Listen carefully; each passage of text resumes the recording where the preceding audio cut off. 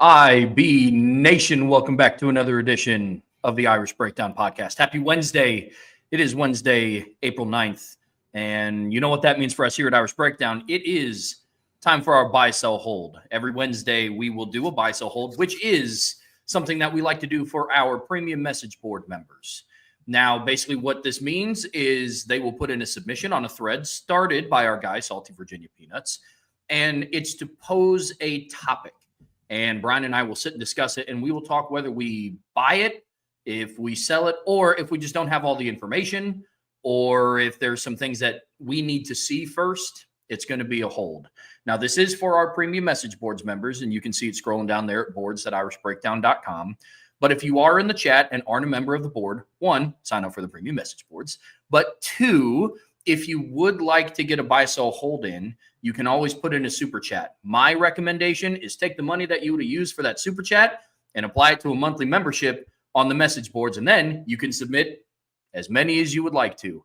So that's what we have on the docket for today, and there's a lot of great submissions to the surprise of nobody on this side of the screen, Brian. It's going to be a really fun episode today. I keep waiting on them to have a bad day. I'm like, okay, it's going to be kind of a lame show because the questions are kind of lame or the submissions are lame, and you guys never fail. And every week it's like, we're not just saying this because if we didn't believe it, we just wouldn't mention that there's great submissions. We'd just be like, okay, there are submissions. Let's go. But there's a lot of great submissions today, and I'm looking forward to it. I did want to bring something up here. And I want to get y'all's thoughts. I want to get it in on the board. Obviously, I definitely want to get the thing for the board, but obviously I want to get it from you all as well and let us know in the chat. So one thing I'm thinking about doing this summer that is a little bit different than maybe what we've done in the past is on buy, sell, hold day. Obviously, we're always going to kind of do Notre Dame related buy, sell, holds, right? That's always going to be the case. But what I was wondering, and something I was curious kind of what you guys think, is what if we had a day where we said, okay, listen, we are going to do a Notre Dame and a insert topic, something, an SEC show, where for every Notre Dame if you want to put an SEC topic, you put an SEC topic in for every Notre Dame topic, right? So then what I would do is I'd kind of break them up, and then we'd go do the Notre Dame buy, sell, holds, then we'd go do all the SEC buy, sell, holds, and that way there's different topics, or because you guys ask college football questions in here anyway, and then that way we kind of get everybody thinking about okay, next week we're doing Big Ten. Anything you want to relate to Big Ten about the conference predictions, about individual players, all that kind of stuff. And then just that, I think that'd be fun. Now, I think it'd be fun. Y'all may not think it's fun, but I want to get some feedback from you guys about what y'all think it would be. So, feedback on the board, feedback here in the chat. I think that'd be a really interesting submission. We could talk about all types of things. There's all types of different ways we could go with it. We could just have general college football sometimes. I think it'd be a lot of fun. So let me know what you guys think in the chat about that kind of idea. We would still do Notre Dame, right? It's not going to be we're only talking about the Big Ten today, but it would be like, hey, listen, if you're going to put a Notre Dame submission in there, give me give me what you got on the Big Ten or whatever. You wouldn't have to do the Big Ten one, but that would be kind of the focus on that. And I know people like D. Troll Hunter would have some great stuff, and there'd be some other guys who would ask some really good questions there. So I think that'd be a lot of fun. So give us your feedback, let us know. But without further ado, Trev, I know I'm ready to go. Are you ready to go? Stay ready, never have to get ready, brother. We're going to get – I love that. We're going to get started with Salty, Virginia Peanuts. But, Salty, I just had to say one thing here real quick, man. We only have so much room on the cards. This submission took up 3 cards.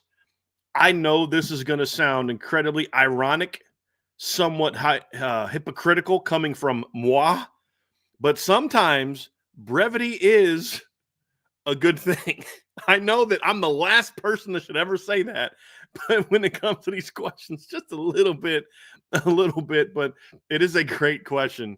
But I just wanted to kind of joke with Salty a little bit about that one. But this is going to be a 3-carder, Trev, so prepare yourself.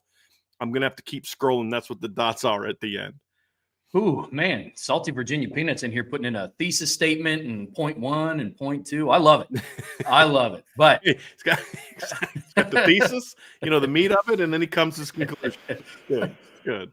all righty. Well, buy, sell, hold from salty Virginia peanuts. Marcus Freeman will take note of recent successes in recruiting by coaches whose performances have previously been inconsistent, concluding that they have, in part, been due to the necessity for all position coaches to have a more direct role in a day-to-day recruiting to fill the void created by Chad Bowden's departure.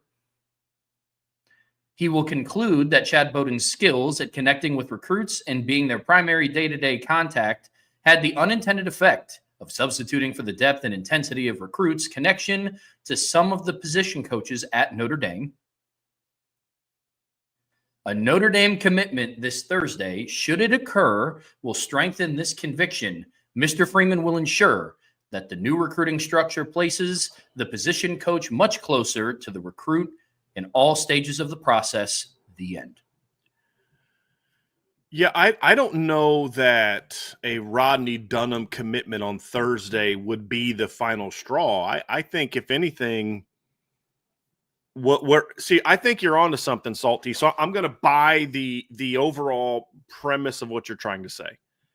And that is, since Chad left, certain results have led to Marcus Freeman realizing that the assistant coach has got to take more of a role in this whole process, right? And I think that's the lesson from this, with the successes, but also with some of the misses, where I do think there was a time where it's like, hey, we're falling behind right now because we put so much onto Chad and Caleb Davis and Carter Allman and that recruiting staff that the coaches weren't doing as much with the recruits, and then we fell behind a little bit. Whereas the best way to do this is a combination of the two. And during the football season, the recruiting staff needs to take more of that responsibility on. However, they can't completely give that up to where, at the end of the season, when he leaves, then now we're kind of at certain positions, we're kind of starting from scratch and we're losing recruits because Chad Bowden was the only one that had really any relationship with that guy. That obviously can't work. I think there were some other realizations that Marcus Freeman had too, that where you've got to get the assistant coaches kind of more involved. Whereas I think the recruiting staff had a little bit too much say on which recruits they went after. The problem is if coaches aren't going to be as invested in the recruiting process, then why should they then have all the say in who you go after? There's got to be that happy medium. But at the end of the day, I think the assistant coaches taking on more responsibility in whatever role they may decide those assistant coaches need to take on has got to be a bigger piece to this puzzle. And so I buy that as a takeaway that the actions, the positives and some of the negatives that have come about since Chad Bowden left, I do think have Marcus Freeman realizing more and more, or maybe I don't say realizing like he was completely unaware of it, but have them more focused on, hey, we're going to have to make sure that as a coaching staff, we're doing more, even during the season when you want the recruiting staff to take on more responsibility because you've got to coach football games. There still needs to be some level of relationship building going on. And so I do think that's a takeaway from it. And I think that's going to make them even more effective than they've been from a recruiting operation standpoint. Yeah, I'm with you on this one. I buy it because I think what this situation did for Notre Dame and for Marcus Freeman is it opened the door for both. And I think sometimes Notre Dame used to live a little bit too much in the extremes either way, of only relying on the recruiting staff to close a deal or only relying on the position coaches, give or take what the format was of the back office for this program. And so now I think with the combination of Mike Martin and all these other backhouse hires that are coming onto the program now, on top of the success that the position coaches are having that we're seeing right now, I think it's just going to lead for a good mixture down the road. So I'm with you as well. Yeah, because there's people in the chat saying, well, since Chad left, things have been pretty good. That's how we feel now. But it wasn't that long ago, Trev, we were getting submissions and buy so hold in the mailbag about what the heck is going on with recruiting, because they weren't getting those immediate commitments. Now, we did a show on that, and we said, hey, guys, listen, this is normal. where, and I went back and looked at past years. Last year, it was an abnormal stretch of getting commits from like January to April. It was an abnormally high. There was like 6. But in past years, it was like 1 or 2 each during those years.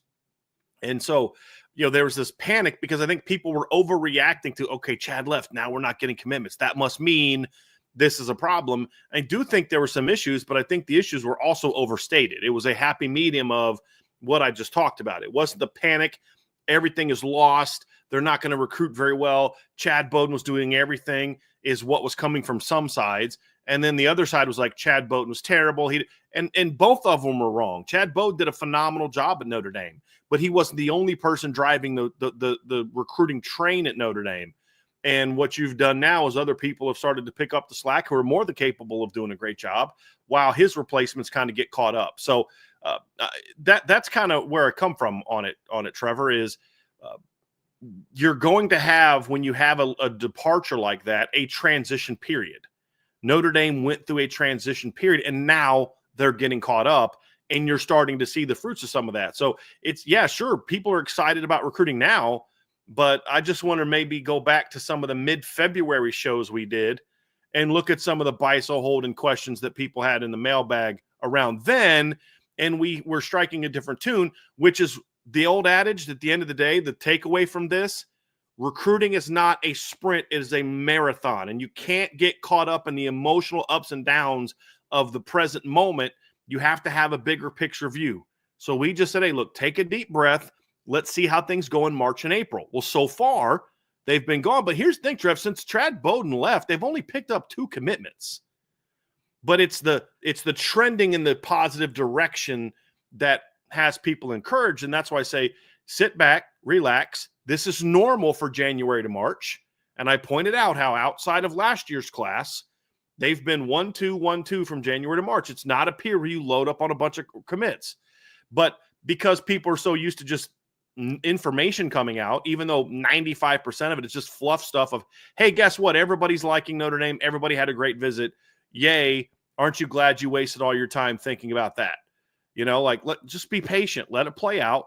But I do think there are also some lessons that Marcus Freeman's going to take from this period of, we got to have a great recruiting operation that has to include the coaching staff a little bit more as well. And I also think the coaches, and to some of the coaches, wanted to be a little bit more involved in this. I know there were some issues with some of the coaches in the recruiting operation about how things are going. I can say this now. There was a circumstance with one of Notre Dame's top defensive backs, I won't say who, where the coach had a good read on where things were. He was handling things pretty well. The recruiting operation was panicked because he hadn't committed yet, and they were just thinking, got to commit. And there came a point in time where the coach had to step in and say, hey, man, chill, because you're making this worse. I got this. We're good. Let it play out. I know where we're at. Just take a deep breath and don't, because he was like, hey, if you don't come, we're going to take commitments over here. We're going to do this. He was trying to pressure this kid into committing, and the DB coach, oh, crap. Did I say DB already? Sorry. If I didn't, it was the DB coach, Mike Mickens. I'm sorry about that. But I didn't say who it was. The player was. He had to say, listen, man, chill out. We got this. And then the recruiting guy took a step back, let it play out. And lo and behold, this guy commits to Notre Dame, signs to Notre Dame, and now he's, it's a big-time pickup. So those are some of the things I look at, Trevor, saying you got to understand every commit is different. Every recruitment is different. And the more you go after big-time players, the more you have to prepare yourself for this is going to take a while. And we're seeing so some of the panic with Joey O'Brien that people had last year with guys like Dallas Golden and Mark Zachary and Jadon Blair, where they weren't committing right away like Ethan Long did. And so there was a panic of like, well, geez, if Jadon Blair hasn't committed yet, that must mean he's this. Oh, why is he taking visits? If he supposedly loves Notre Dame, why is he going all these? Because he had decided before the process started that this is what my process is going to look like. And he was committed to the process. And so he was going to see the process through. And then eventually Jadon commits, Dallas commits. And guess what happened when Dallas and Jadon eventually committed? No wavering whatsoever, because they went through the process already and decided Notre Dame was the place for them. That's going on with Joey O'Brien, but some people are panicking a little bit about it, which I understand to a degree. So that's what I'm saying is it's a process, and we're feeling good now, but there's going to come a time when they don't get a string of commitments, they miss out on a recruit that we thought we were going to get, and then the recruiting junkies are going to be back to panicking again because they haven't signed every player on the board. Just got to let the process play out a little bit.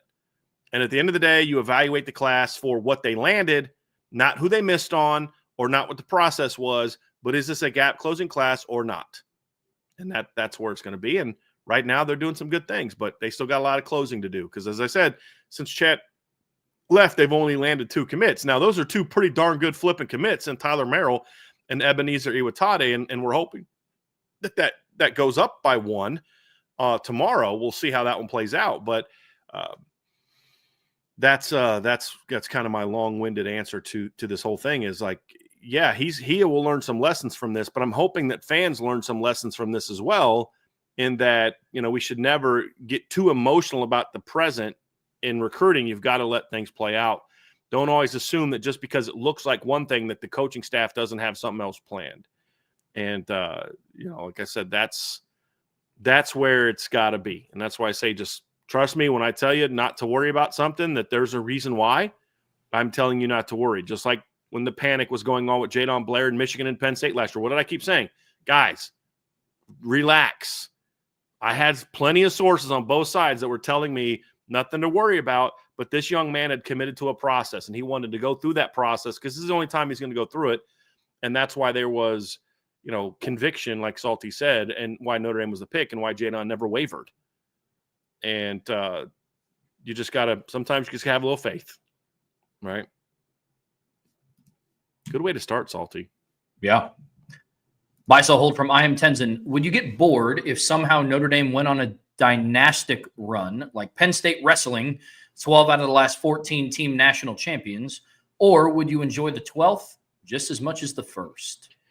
I'd like to say that I would enjoy the 12th as much as the first, but let's be honest, it would get to the point where it's kind of like you expect it. And when you expect it, you don't enjoy it when it happens as much. I mean, we saw that with Nick Saban. I remember, so they won a title in 2012, and 13 they got beat by Auburn in the kick 6. I believe that was 13, wasn't it? Yep. Then 14 they blew a second half lead, got whooped in the second half by Ohio State, and 2 years off where they just really weren't as competitive, and all of a sudden you had people questioning Nick Saban if, like, has he, can he really win it? Is the game passed him by? And then he wins it in 15, wins it again in 17, and then they go 18 and 19. In 18 they get beat by Clemson, they get whooped pretty good by Clemson. In 19 they don't even make the playoff. They lost to LSU, and I believe they also lost to Auburn that year, if I remember correctly, in 19. Yep. And then they don't even make the playoff. And then again, it's like, has the game passed Nick Saban? 2 years off without winning a title, and people are questioning if that's exactly how Notre Dame fans, a lot of Notre Dame fans would get, if I'm being honest, and probably me as well. If they won 12 out of 14, like you mentioned, you just kind of get like, well, yeah, you kind of expect it now. And when you don't do it, it's kind of like, well, what the heck, man? What's your deal? Maybe it's time to move on. Like, how many people, I've heard plenty of people last few years, like, yeah, Gino's done. He's never going to win another title at UConn. He had his time. He had his moment in the sun, and then lo and behold, guess what? Gino just won another title. And not only won it, destroyed South Carolina to win that title. Twice, by the way, twice. So, we'd probably get bored with it and become a little bit snobby and a little bit entitled. And if I'm being honest, I probably would. I probably would. So I doubt that. Plus, with the 12th in 14, I wouldn't have that 30 years of agony and heartache and pain. That only really goes into the first one. I don't think any of them are ever like the first one. And that's kind of how I look at it. I'd be willing, if you talk to a lot of Clemson fans, they loved both their titles, but I'll bet you they'd be willing to tell you the first title meant a little bit something extra than the second one did, just because of they had been waiting since 1981. I bet you Georgia fans, I remember saying, Trev, Georgia fans used to be so much fun to interact with on Twitter and in socials because they were real knowledgeable and real polite and real pleasant until 2021 and 2022. Now they're insufferable. for the most part, because they got those 2 titles. Now it's like, oh, Kirby Smart sucks. He only won the SEC and got knocked out by Notre Dame. He's terrible. It's like, okay. Yeah, he's terrible. They went 24-4 the last 2 years, but it's, Kirby clearly can't win in this era.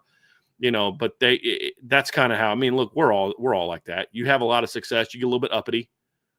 You start feeling like I'm better than everybody else, and you act that way. I think we would all, to a degree, as a fan base as a whole, not every individual person, but as a good swath of us would become very entitled and feel like a title was something we were owed, as opposed to just the utter joy and tears. Like, I promise you, some of us are going to be shedding a tear the next time Notre Dame wins a title. All right, same here. I'm not doing it on Title V. You know what I mean? In an 8-year stretch, I'm just not going to be crying again. Well, because then if you do that, you kind of turn into what Dabo kind of started to turn into a little bit. It's part of just who he is as a person, the good old boy. Like, I get that. But I remember after they won the title in 2018, his post-game interview, he's like, nobody expected us to be here. And it's like, yeah, they did. You started out the season ranked number 1, dog. The best roster in college football, dude. What are you talking about? Everybody expected you to be here. Right. Like, that's not no, man. But I'll say, people bought that in 15 and 16, though. Yeah. It's like, yeah, the Roy, rest of y'all bus. Yeah, they're on the Roy bus. They're disrespect. Hey, come on, man. Nobody's disrespecting you, Trev. Like you said, you're preseason number 1 team in the country. Come on, man. Yeah, like it's. But I'll say this: I know that I wouldn't be as excited, but I wouldn't be bored. I had one of my best friends. He's an Alabama fan because his dad grew up in Mobile, Alabama. Which is relatively close to Tuscaloosa, or at least significantly closer to Tuscaloosa than what Elkhart, Indiana is. But, when I talked to him, because we went through elementary, middle school, and high school together and college. And when Alabama won the first title that he saw in 2009, it was awesome. And then I was in college with him when they won it in, what would that have been, 2017. He was not as excited as what he was, but he was still happy with it. Definitely wasn't bored with it. But I'm already looking forward to, Notre Dame won their first major bowl in 31 years this past January. And I'm already like, yeah, they'll probably make it back to the semis and, so. We're already doing that. You think about it, Trev, we're already doing that. They didn't win a title. Like, we're just assuming Notre Dame's going to be back in the semifinals next year. Yeah. Exactly. Yeah. Exactly. It would happen. If they won a title.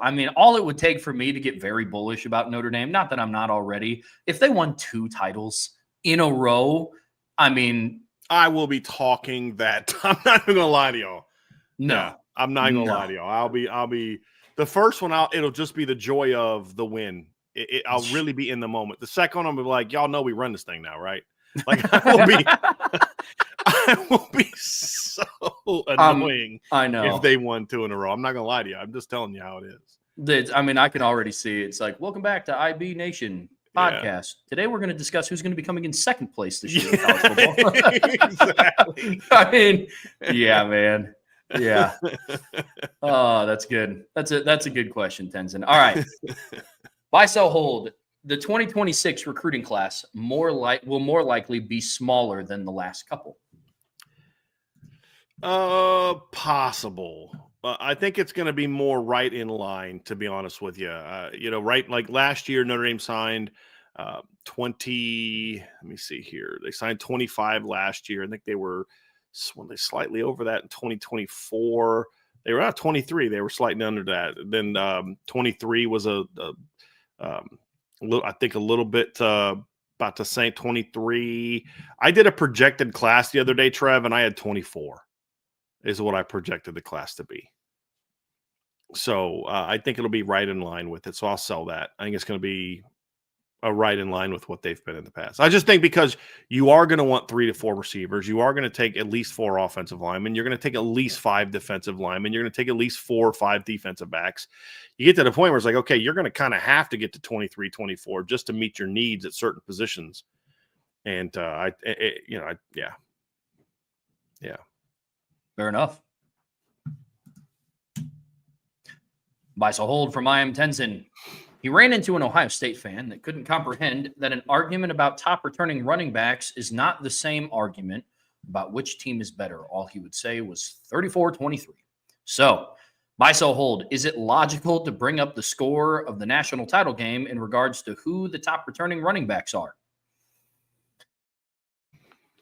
First of all, you're arguing with an Ohio State fan, and with very few exceptions. And there are some exceptions, and Archer's one, and there's some others that I know in my family. But with very few exceptions, having a rational conversation with an Ohio State fan is just not going to be a productive time. So, yeah, because they don't really know a whole lot else. I will say this, though. I think this particular Ohio State fan, it is illogical. So I sell that it's logical to bring up score. It's stupid to do that. Most Ohio State fans I know, however, would be more than willing to engage in at least in a conversation about Jeremiah Love and whoever they think is the best. And then they'll wait till they've lost the argument to then go 34-23. But I think most real football fans from other teams will at least engage with you in conversation. They may be a little rude about it and a little condescending about it, but they'll at least engage in conversation about it. They won't just say 34-23. Like most Georgia fans during the lead up to that game were insufferable in their arrogance, but they would still at least talk with you about it. They wouldn't hear what you had to say, and they would assume that your points were wrong and all that, but they'd at least engage in conversation. They just wouldn't be like 23-17,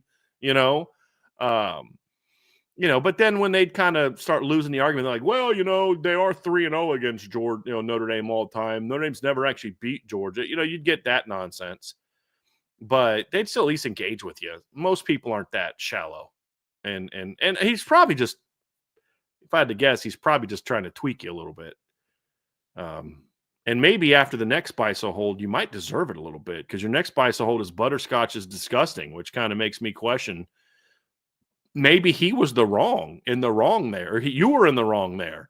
Butterscotch is not disgusting, but I think as with anything, you have to deliver it correctly. But I love butterscotch pudding, and I used to like the little butterscotch candies. I didn't love them, but I liked them. So no, I don't think butterscotch is disgusting. Yeah. Did I say ice cream? I meant pudding. Yeah, I don't think butterscotch is disgusting, so I'll sell that. But if you said it was delicious, I also wouldn't buy that either. It's fine. It's very okay for me. Mm-hmm. Don't really have an opinion either way. And then with the Ohio State thing, any fan base is going to react that way after a big win or a big loss. I mean, it's going to happen. So I like to believe that it is the minority of the fan base that is like that. I think with some argument could be made it's the majority or not, but yeah. DJ says wrong there, Brian. Most OSU fans never admit they lost an argument. I don't think you heard what I said, DJ. I said they would engage with you in the conversation, and then they'd wait till they lost the conversation to throw in the 34-23 stuff. That's not an admission that's not an outright admission they lost. That's when they know they lost, they turn to the insults. It's like how I know whenever I'm debating something with someone and the loser I'm engaging with starts talking about, I like Mountain Dew, like that's supposed to be some insult. Like, why am I supposed to be offended by that? Or start talking about my weight or whatever else. I'm like, well, I could lose weight. You can't stop being a moron. So, I mean, there's that. But it's like, I could engage in that, but I just ignore it. Because now I know the conversation's over, because now that you're hurling insults at me, I know that I won. You won't admit it, but I know it. Because it's like Bill Burr had this thing where he talked about, how you won an argument. You know what I mean? When they throw in these insults at you, and he's like, now you won the argument. Just bob and weave and see it out because you won the argument. And that's when you've won, is when they start hurling insults. Either you've won the argument or they're just a moron, or both. But either way, once that happens, then you won the argument. I didn't say they'd admit that they won the argument. That's when that they know deep down that you won the argument, because they start throwing out stuff like that, as opposed – because Ohio State doesn't have anyone in the conversation about the best running back in college. Most Ohio State fans I know would say, we'd take Jeremiah Love in a heartbeat. He's better than him. Now, they may debate that he wasn't better than Quidshot Judkins or Trayvon Henderson last year. That might be the more debatable. And then they would look at, well, this is how many yards they had in the championship game, and this is how many yards. Okay, that's a fair conversation to have. But as far as top returning running back, I don't know of an Ohio State fan who would tell me that Jeremiah Love's better than, or that who they have, either James People or the Donaldson kid they got from West Virginia would be better than Jeremiah Love. I don't think they would say that at all. So I just think that guy's just either not real smart or just trying to pluck your nerves, or maybe both. Potentially both. Yeah. Yeah. Could be both. Yeah. Could be both. Hold on. I think there was okay. Yeah. Those were the 4 from him. Yeah. Buy, sell, hold from Bobby Frey. The 2025 D-line will have more sacks, tackles for a loss, and quarterback pressures than the 2024 D-line did during the regular season. Trev, before we answer this one, I think you did some data. You did some research on the data for this. So what were the numbers again? So the numbers for this, the 2024 D-line had 31.5 sacks, 46.5 tackles for a loss, and 175 pressures, just the D-line in 2024. What was the sack numbers again? 31.5. Okay, so less than 2 a game. I'm going to buy that they have more. Was that for the total for the whole season, or was that just regular season?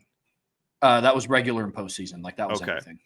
So I'm going to say that I'm going to buy that the defensive line has more pressures than the 24 line did during the regular season. I'm going to buy that, but I'm not going to answer the reason why yet, because there's a question about the D line there's a submission about the D line where my answer to that will respond to this one. So Bobby, keep that in mind, and everybody keep that in mind. So I'm buying that the D line will have more of those disruptive numbers next year than they did this year, regular season and end of the season.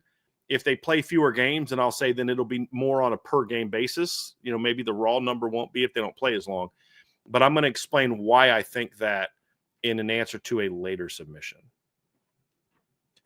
Yeah, where I look at this, and I won't dive in too much if we have a later submission about the D-line as well, but I'm going to buy sacks, buy tackles for a loss, and I'm going to hold right now on total pressures. I don't mind over 10 pressures a game. I just think they're going to be more efficient, and that's where I'm at with it.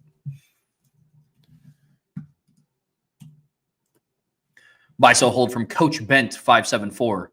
Less than half of the starting quarterbacks for the playoff teams in 2025 will have played meaningful snaps in multiple games for their current schools in 2024. So for clarification, Arch Manning would count for meaningful snaps, but Steve Angeli would not, nor would any transfer like Carson Beck. Okay, so I guess I kind of I've got to semi-predict who I think the playoff teams are, right? So if I had to guess right now, let me get out the old sheet of paper here, Trev. Get the old notepad. Let's go here. So I think Notre Dame's going to be in. I think Penn State's going to be in. I think Ohio State's going to be in. I know they lost a lot, but you're just going to have to prove to me otherwise that they're not a top 12 team, which they are every single year. And if they can replace C.J. Stroud, they can replace Will Howard. See here, I feel good about Texas being in for now, for sure. I think you'll get one Big 12 team. You have the one G5 team. I do think you'll have Clemson in there. I'm trying to think who I think is going to be the number 2 as ACC. I think there will be at least 2 ACC teams in, but I'm trying to think of who that might be. I don't quite know who that second ACC team is going to be. So I need 4 more teams. Who are my other SEC teams? Oh, Bama. I got Bama in the playoff. I think Bama's going to have a bounce back year this year. Let's see here. I'm trying to think who. There'll be at least 3 Big Ten teams, if not 4. We got Penn State. We got Ohio State. I think Oregon does make the playoffs again. I just think they're going to be a lower seed this year than they were last year. So that's 8. That's 10. So I need 2 more, Trev. So I think get at least one more SEC team, if not 2. I'm trying to think who my 3 and 4 SEC teams might be this year. Because I haven't made my conference predictions yet, so it's a little tough. I do feel good about Texas. I don't think Georgia's going to make the playoffs this year. I really don't. I know that, but who is it going to be? Is it going to be Texas A&M? Is it going to be LSU? Is it going to be Ole Miss? Is it going to be Florida? Do they sneak in? I don't quite know the answer to that yet, to be honest. Is it Tennessee again?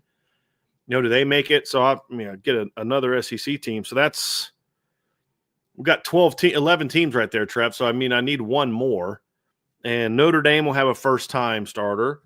Ohio State will have a first-time starter. Oregon will have a first-time, a first-time taking meaningful snaps. So he said Arch would count for meaningful snaps, so Texas won't. Bama will. Clemson will not. My favorite teams in the Big 12 all bring back quarterbacks. So like Avery Johnson, you've got the kid from BYU. You've got, obviously, if I'm wrong on Iowa State and they're a contender again, Rocco Beck comes back. Sam Levitt at Arizona State comes back. If Kansas bounces back, Jalen Daniels, Josh Hoover at TCU. That part of the reason I think the Big 12 is going to be really good this year is because almost everybody brings a quarterback back. Baylor brings their quarterback back. I think Texas Tech brings their quarterback back. So that's going to be an interesting one there. But part of it could be, a lot of people think Louisville's got a shot to be the second best team in the ACC this year. They would be one, but if it's SMU, then they would not. So it just depends on who's going to be that second team. I don't know who the Group of 5 winner is going to be this year. It's usually not a team that has a first-time quarterback unless they have a Nash and Gentry type guy. So that's 4 of the 12 right there. So I buy it simply because I don't have a prediction for enough of those teams to really be blown away with certain teams to say they're going to be. And I'm going to lean towards buying that it'll be less, or actually I'm going to sell because I think you're going to have more. What I'm looking at here, Texas, Penn State, Clemson, whoever wins the Big 12, that's 4 right there that are going to be teams returning guys with meaningful snaps. If LSU is in, they'll have it. If Ole Miss gets in, they won't. If Texas A&M gets in, that'll be a guy that's played meaningful downs. If Georgia has a guy get in, he will have played meaningful downs. Look, Carson Beck played the second half of the SEC title game, played the whole game against Notre Dame, and has played a decent amount of snaps over his career. So I think he fits more in the Arch Manning category than he does the Steve Angeli category. So I think it's going to be about half, at least about half. And so that's why I'm going to sell it. So, and I don't know that Tennessee's going to repeat again this year. That's what I'm saying. Like, that's what make the SEC could really, mess this thing up. Yeah. As far as like, because if like Tennessee and LSU and Florida, teams that are kind of have returning quarterbacks kind of rise to the top, Georgia is better than I think they're going to be, then they all have quarterbacks that have played meaningful downs. The only team right now that I think is a legitimate SEC title contender with a new quarterback is Bama. So,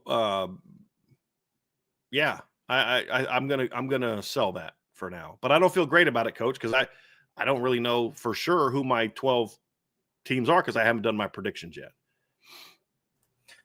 Yeah, I wrote out a very quick list, and I know that Brian and I are going to do something like this later in the offseason. So don't read too much into this. This is just a list off the top of my head. But I did end up having 4 Big 10, 4 SEC, 1 ACC, Notre Dame, 1 Big 12, and then 1 Group of 5 bid. And so I went with, for my Big 10 schools, I put in Ohio State, Penn State, Oregon, and Michigan. They're my dark horse to make the playoff this year. But out of those, Penn State's the only one that returns a quarterback that's played meaningful snaps. Notre Dame won't. In the SEC, I wrote out Texas, Bama, Georgia, LSU. And to Brian's point, I guess if we're classifying Arch Manning as somebody that would, Texas would, Bama wouldn't, Georgia would, and then LSU would with Garrett Nussmeier playing meaningful snaps. And then my ACC bid would be Clemson. Yes, Cade Klubnik, he played in the playoffs last season. And then Arizona State, yes, because Sam Levitt played. And then my Group of 5 bid's Navy, and they have Blake Horvath coming back. And so I would also classify him as somebody for meaningful snaps. So I'm at 7 out of the 12. So for Coach Bent's submission, it would be a buy for me because that would be less than half, but it's close, man. Because I have some teams in here that are like, I don't know. I think this will be a better year for the SEC. I don't know if that means they get 4 teams in this year opposed to last year when they only had 3. I don't know if the Big Ten goes back-to-back years and has 4 teams in it. Because the better year for the SEC, Trev, could mean not as good for them in the playoff. Because if the league's beating each other up, then you run into the same problem you had last year, but just in a better form of last year. Like last year's 3-loss teams didn't belong in the playoffs. This year they might have a 3-loss team that belongs in the playoffs. Sure. Because of, they lost 3 games. They were all the top 25 teams, but they beat 5 top 25 teams, so it could factor into it. So it just depends on how it is. I like Big Ten, I think is going to be a little stronger this year from a depth standpoint, which could result in maybe some upsets. Some of the teams at the top still have some question marks they got to get figured out. Ohio State's got to have some question marks. Yeah. But at the same time, teams in the Big Ten got to prove to me that they can beat them, because there's only one traditional Big Ten team that's had any success against Ohio State in the last 5 years, and that's Michigan.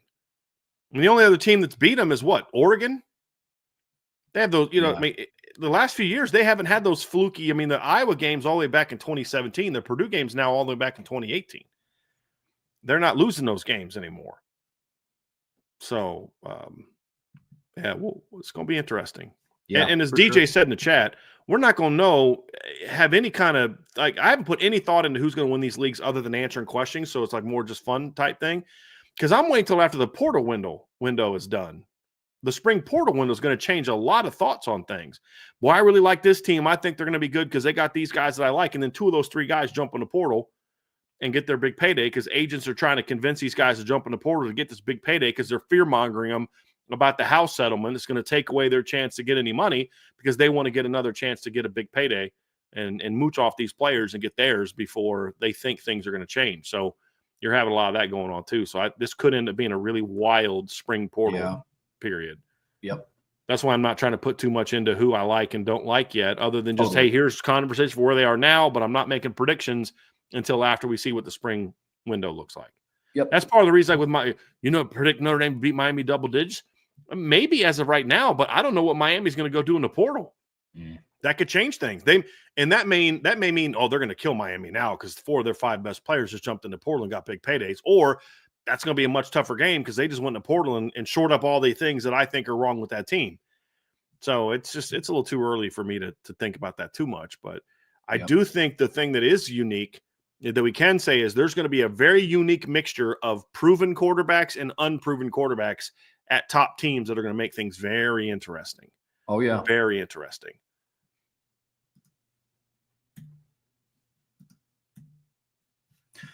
Buy, sell, hold from Detroit Hunter. Washington's Denzel Boston will go over his 2024 numbers this season in yards, receptions, and touchdowns. Oh, Denzel Boston last year caught 63 passes for 834 yards and 9 touchdowns. So here's kind of where I'm at with this one. To be honest with you, is so part of me wants to say yes, that he will go over his numbers because I mean, the reality is, Trev, is I think he's going to be their top receiver this year.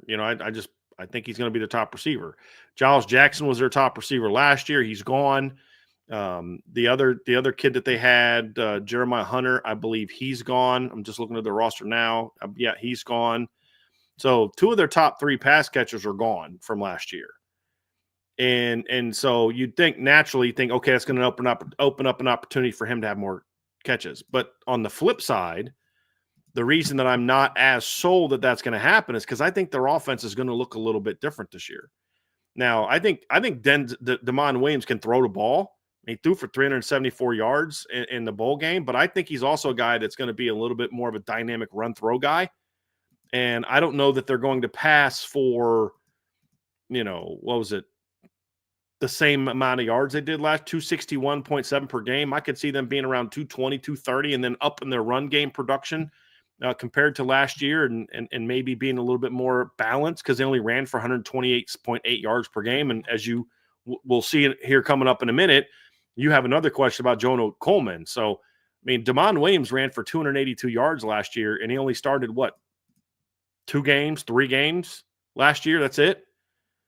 He's going to run for a lot more than that. So I could see his numbers being about the same, if not a touch below. Plus, I need to see who their other guys are, because are they going to have enough guys to take some of the pressure off Denzel Boston next year? That's going to be another question. So those two combinations of things makes me want to hold this and say I need to see how the rest of their receiving core kind of shakes up during the season. But if I had to go in one direction over the other, I'd probably lean towards selling this a little bit, but I don't sell it with conviction. So I'm torn because I think he will now be their number one. He won't be splitting catches the same way he did last year with Josh Jackson. But then my reservation is different type of quarterback this year in Damon Williams compared to Will Rogers.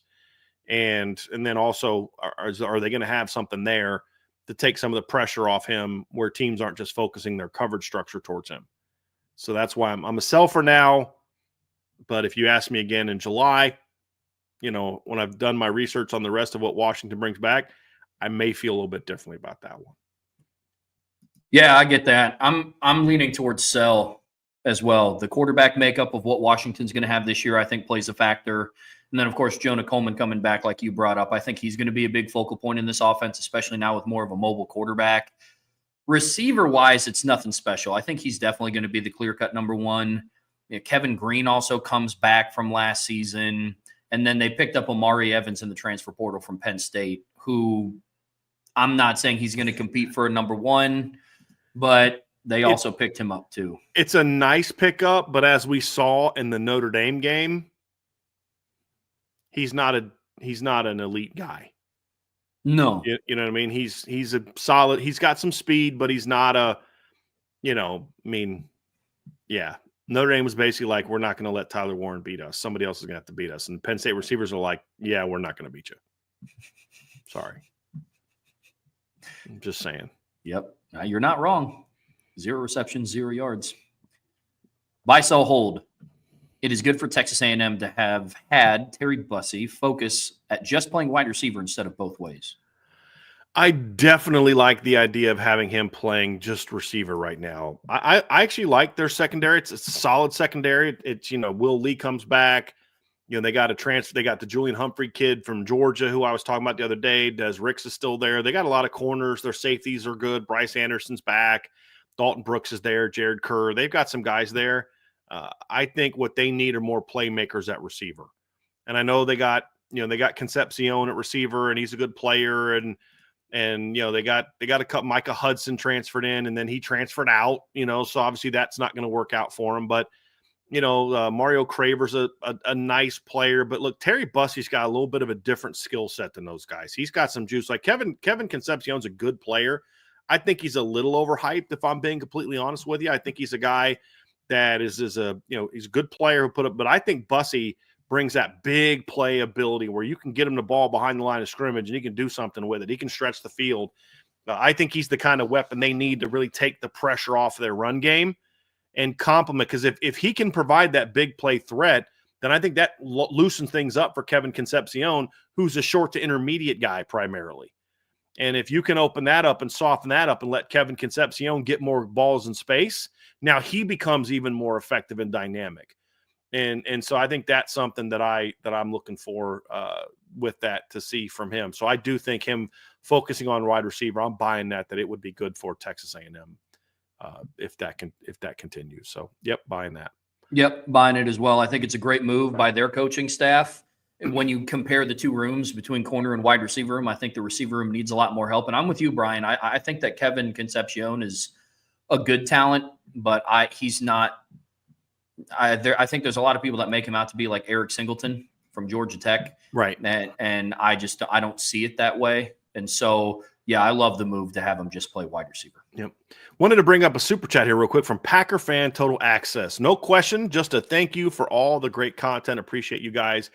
Hey, if you're a Notre Dame fan who also is a Green Bay Packer fan, by the way, he and I have chatted a little bit, but he has a YouTube channel that covers the Packers. So check it out. And that's actually what it is right there. So if you're also a Packers fan and a Notre Dame fan, check out his channel. He's also definitely a Notre Dame fan. We've definitely talked. So you'll want to check that out. It's good stuff. Good deal. I checked out a couple episodes.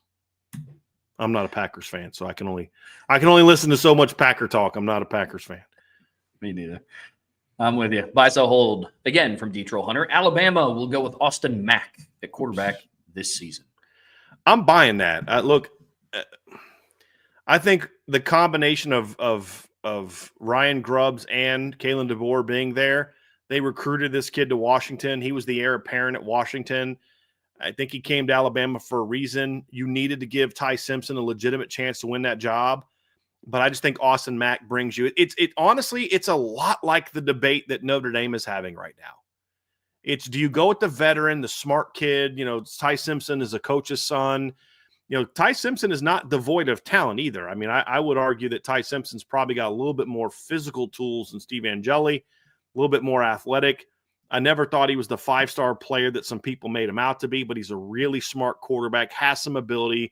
I think I compared him out of high school to Ian Book, and I meant that in a complimentary fashion, more from a skill set standpoint, not from he won't throw the deep ball, or I didn't mean it as an insult at all. I meant it from he's not the biggest guy in the world.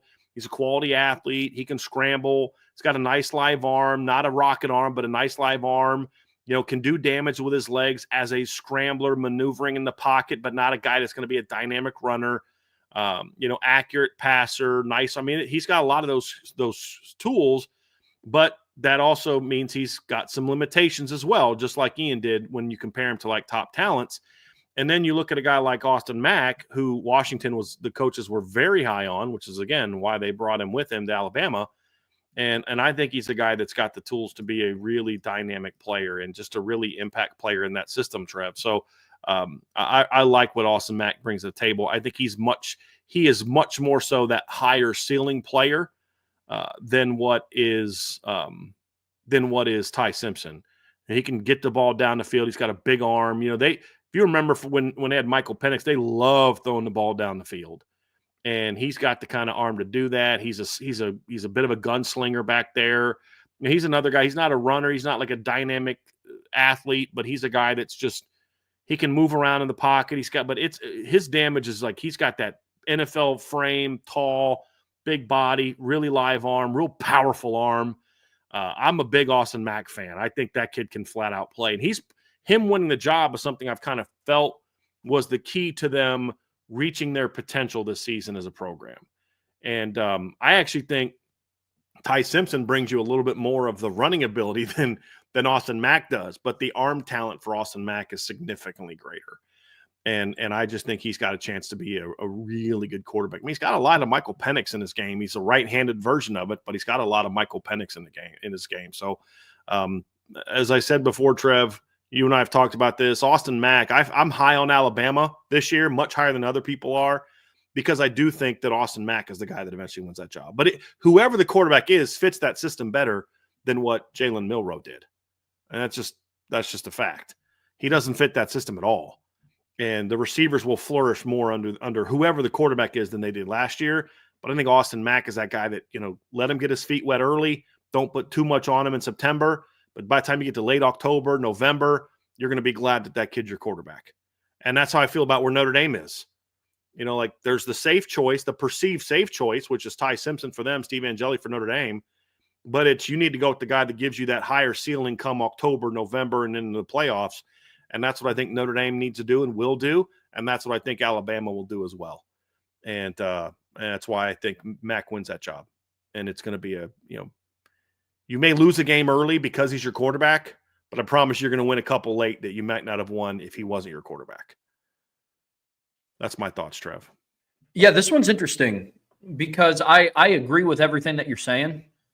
I don't know how it's going to be with Alabama because I do think that they're in, I don't know if I want to say a different spot than what Notre Dame is, but I think since Notre Dame made the playoffs last year and went on a playoff run, I think that they would be more willing to go to the guy that gives them the high ceiling to get back there. But also similar to Notre Dame, I think Alabama with Ty Simpson or Austin Mack, both of those players give them the chance to make it back to the playoffs. I think turnovers is what killed Alabama last year. Like Jalen Milroe turning the football over was a Just huge couldn't detriment to that consistently move the offense. football with his arm. Yeah. I mean, it would just stall the offense. He didn't fit it. He really didn't fit that offense. Yep. And whoever the starting quarterback is, I love the tools that Alabama is going to be surrounding him with. They have Jeremy Bernard back. Obviously, Ryan Williams is back. And then they picked up Isaiah Horton in the portal, which I love that pickup. Yeah. Huge pickup for them. And so at this point, and now my opinion could very well be swayed after the spring, I'm going to sell this for now, not with much conviction. I think in the spot that Kalen DeBoer is in, because he has a little bit more heat on him, I would say, than what Marcus Freeman does in South Bend, sticking with the Notre Dame and Alabama comparison.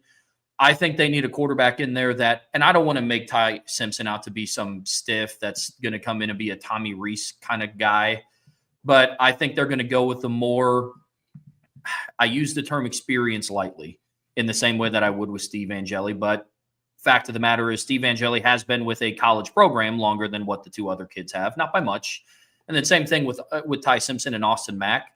So I think early on they could go with Ty Simpson, but I don't know how long he has the job. Then that poses the question of what we kind of have here at Notre Dame. Like, let's just say Ty Simpson goes out and in the month of September, he's able to beat at Florida State on the road and Wisconsin at home, and then at Georgia, all before the month of September is over. Do you bench that kid to go with the higher ceiling kid? I don't know if you do that either. So the interesting thing is, I'll say this, Trev, is if they don't start Austin Mack and they go with Ty Simpson, that tells me that they think that Keelan Russell is the guy they'll turn to at some point in time down the road. That they think he is going to be more of the immediate future than Austin Mack. Yeah, I can see that. So I don't know if they start Ty Simpson. I think that means Austin Mack lost his chance or lost his window. But like I've Five Adams, an Alabama fan, he's talking about he's hearing that Mack's 3 and Ty's 1 and Keelan Russell's 2. I've heard from other people that I know kind of linked there that Mack's the guy that they're leaning towards there. It's a little early for that. We'll see. But I think Mack's going to end up winning the job. But if Ty Simpson wins the job, I think that's going to open the door for Keelan Russell at some point in time. Sure. Whether that's this year or next year, but some point in time, I think that means it's going to be for Keelan Russell because I don't see Austin Mack hanging around if he's not going to be the starting quarterback. Yeah. Yep. By so hold, Dylan Stewart at South Carolina gets double digits in sacks, but forces the same number of fumbles this season. He had 3 last year. So here's the interesting part about Dylan Stewart, because my gut reaction is yes, because A, he's a stud talent. And then number 2, they don't have Kyle Kennard this year sort of taking some of those sacks away because Kyle Kennard had 11.5 sacks last year. On the flip side, it's kind of like, okay, he doesn't have Kyle Kennard next year, which means teams are going to be focusing more attention on trying to stop him. Is kind of the concern I have. So is Brian Thomas, who had 6.5 sacks last year as well, is he enough to kind of take some of that pressure off of him? 6.5 tackles for loss last year, 4.5 sacks. Is he enough to take the pressure off of him? That's going to be the question. But I look at Dylan Stewart with 6.5 sacks last year, Trev. You've seen his film. That dude was a stud. Like, he is an incredibly gifted player. 10.5 sacks, 10.5 tackles for loss, 6.5 sacks, 3 forced fumbles, 23 tackles. He's a pass rushing force. So yeah, I buy him being in double digits. 3 forced fumbles is a lot. So yeah, I don't see him forcing more fumbles this year. That's a good number of forced fumbles for a defensive lineman. So I'll buy this. Yeah. Yeah, I'm buying it as well. I mean, he would have to add 3.5 sacks to get to 10. And so I think that's doable for him going into his sophomore year. He had a really good freshman year. So yeah, I'll buy that as well. And I do like the 3 forced fumbles. I like that a lot. So I'm with you. Because those aren't just on sacks. Those are on run game plays as well. Mm-hmm. Yeah. Buy, sell, hold. Rocco Becht goes under 60% completion percentage in 2025. Yeah, so obviously I'm not that, Trev, I'm not a big Rocco Becht fan. He was at 59.4 last year. and he loses 2,000-yard receivers. So I don't have a lot of belief to make me think he's going to improve without his two best weapons. So I buy that. Yeah. He already did that. He was Yep. at 59.4 last year. With 2,000-yard receivers. Exactly. Yep. Exactly. And last I checked, I mean, maybe I'm wrong, but I don't know that Iowa State just got multiple 1,000-yard receivers just, kind of waiting in the wings to step in and be the next great Iowa State player. Yeah, I don't know that that's the case, but yeah, we'll see. But I'm buying that. Yeah, I'm buying it as well. I'm also not high on Rocco Becht. I mean, you go and look at what he did last season, and in the bigger games that they played against better opponents, he was right around there. I mean, his best game from a completion percentage standpoint was against North Dakota in week 1. He was at 76.9. He went 20 of 26, but against the ranked Kansas State, he was at 37%, went 13 of 35. On the road against Utah, he was at 52.6. In the Pop-Tarts Bowl against Arizona State, he was right at 60%. Sorry, in the Big 12 championship, he was right at 60%. Rocco Becht to me is somebody that's more of a gamer. Like he's going to make plays with his legs. Like, not that he's a dual threat guy, but he's not somebody that'll sit back. He's a tough kid. I mean, he ran for over 300 yards last year. He's a scrambler. He's what you'd think a quarterback whose dad played NFL, played tight in the NFL plays like. Tough kid, gritty kid. His name's Rocco. He plays like a guy whose names you like. If you had a quarterback whose name was Rocco, how's he gonna play? Yeah. He plays a lot like that. And he's not pretty. It's not, so I don't know how he's going to go over 60 unless they just do nothing but quick game all day, when he couldn't get to 60 last year, 2,000-yard receivers. By so whole, Diego Pavia and Eli Stowers are the top returning college quarterback tight end combo. Honestly, I'm going to have to hold on this one. I don't know of enough tight ends around the country coming back to be able to comfortably answer this question. I mean, part of me wants to say just sell because, yes, I like Eli Stowers. He's a nice player, but if I'm projecting to this season, I think the combination of Drew Aller and whoever steps in at that spot, probably the Reynolds kid, is going to be pretty flipping good. I could see whoever Notre Dame's quarterback and Eli Raritan connecting a lot. It's a little too early for me to really feel comfortable with knowing who all the tight ends are. It could very well be them, but I don't want to buy this because I just don't have enough knowledge of all the tight ends coming back this year, top tight ends, to be able to say, I'm going to type in, top tight ends or whatever. But that's kind of my point, Travis. I just don't know that I have enough knowledge yet about all the top returning tight ends to be able to answer that question. I'm going to pull up this this PFF thing of some top tight ends, and then maybe I might be able to figure it out by the time you're done talking.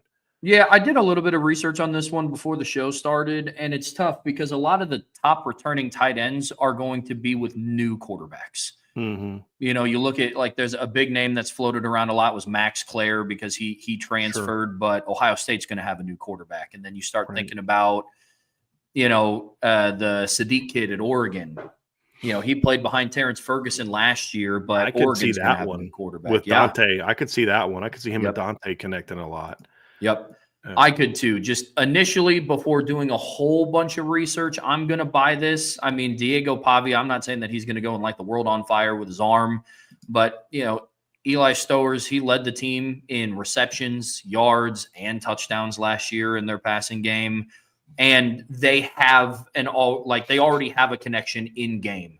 And that's what I'm viewing as top returning. Duo, like combos, because I'm with you. I think that Eli Raritan, whoever starts at Notre Dame, can take over that mantra or the Oregon situation, but I haven't seen them yet have that connection on the field. So I'm gonna buy it for now.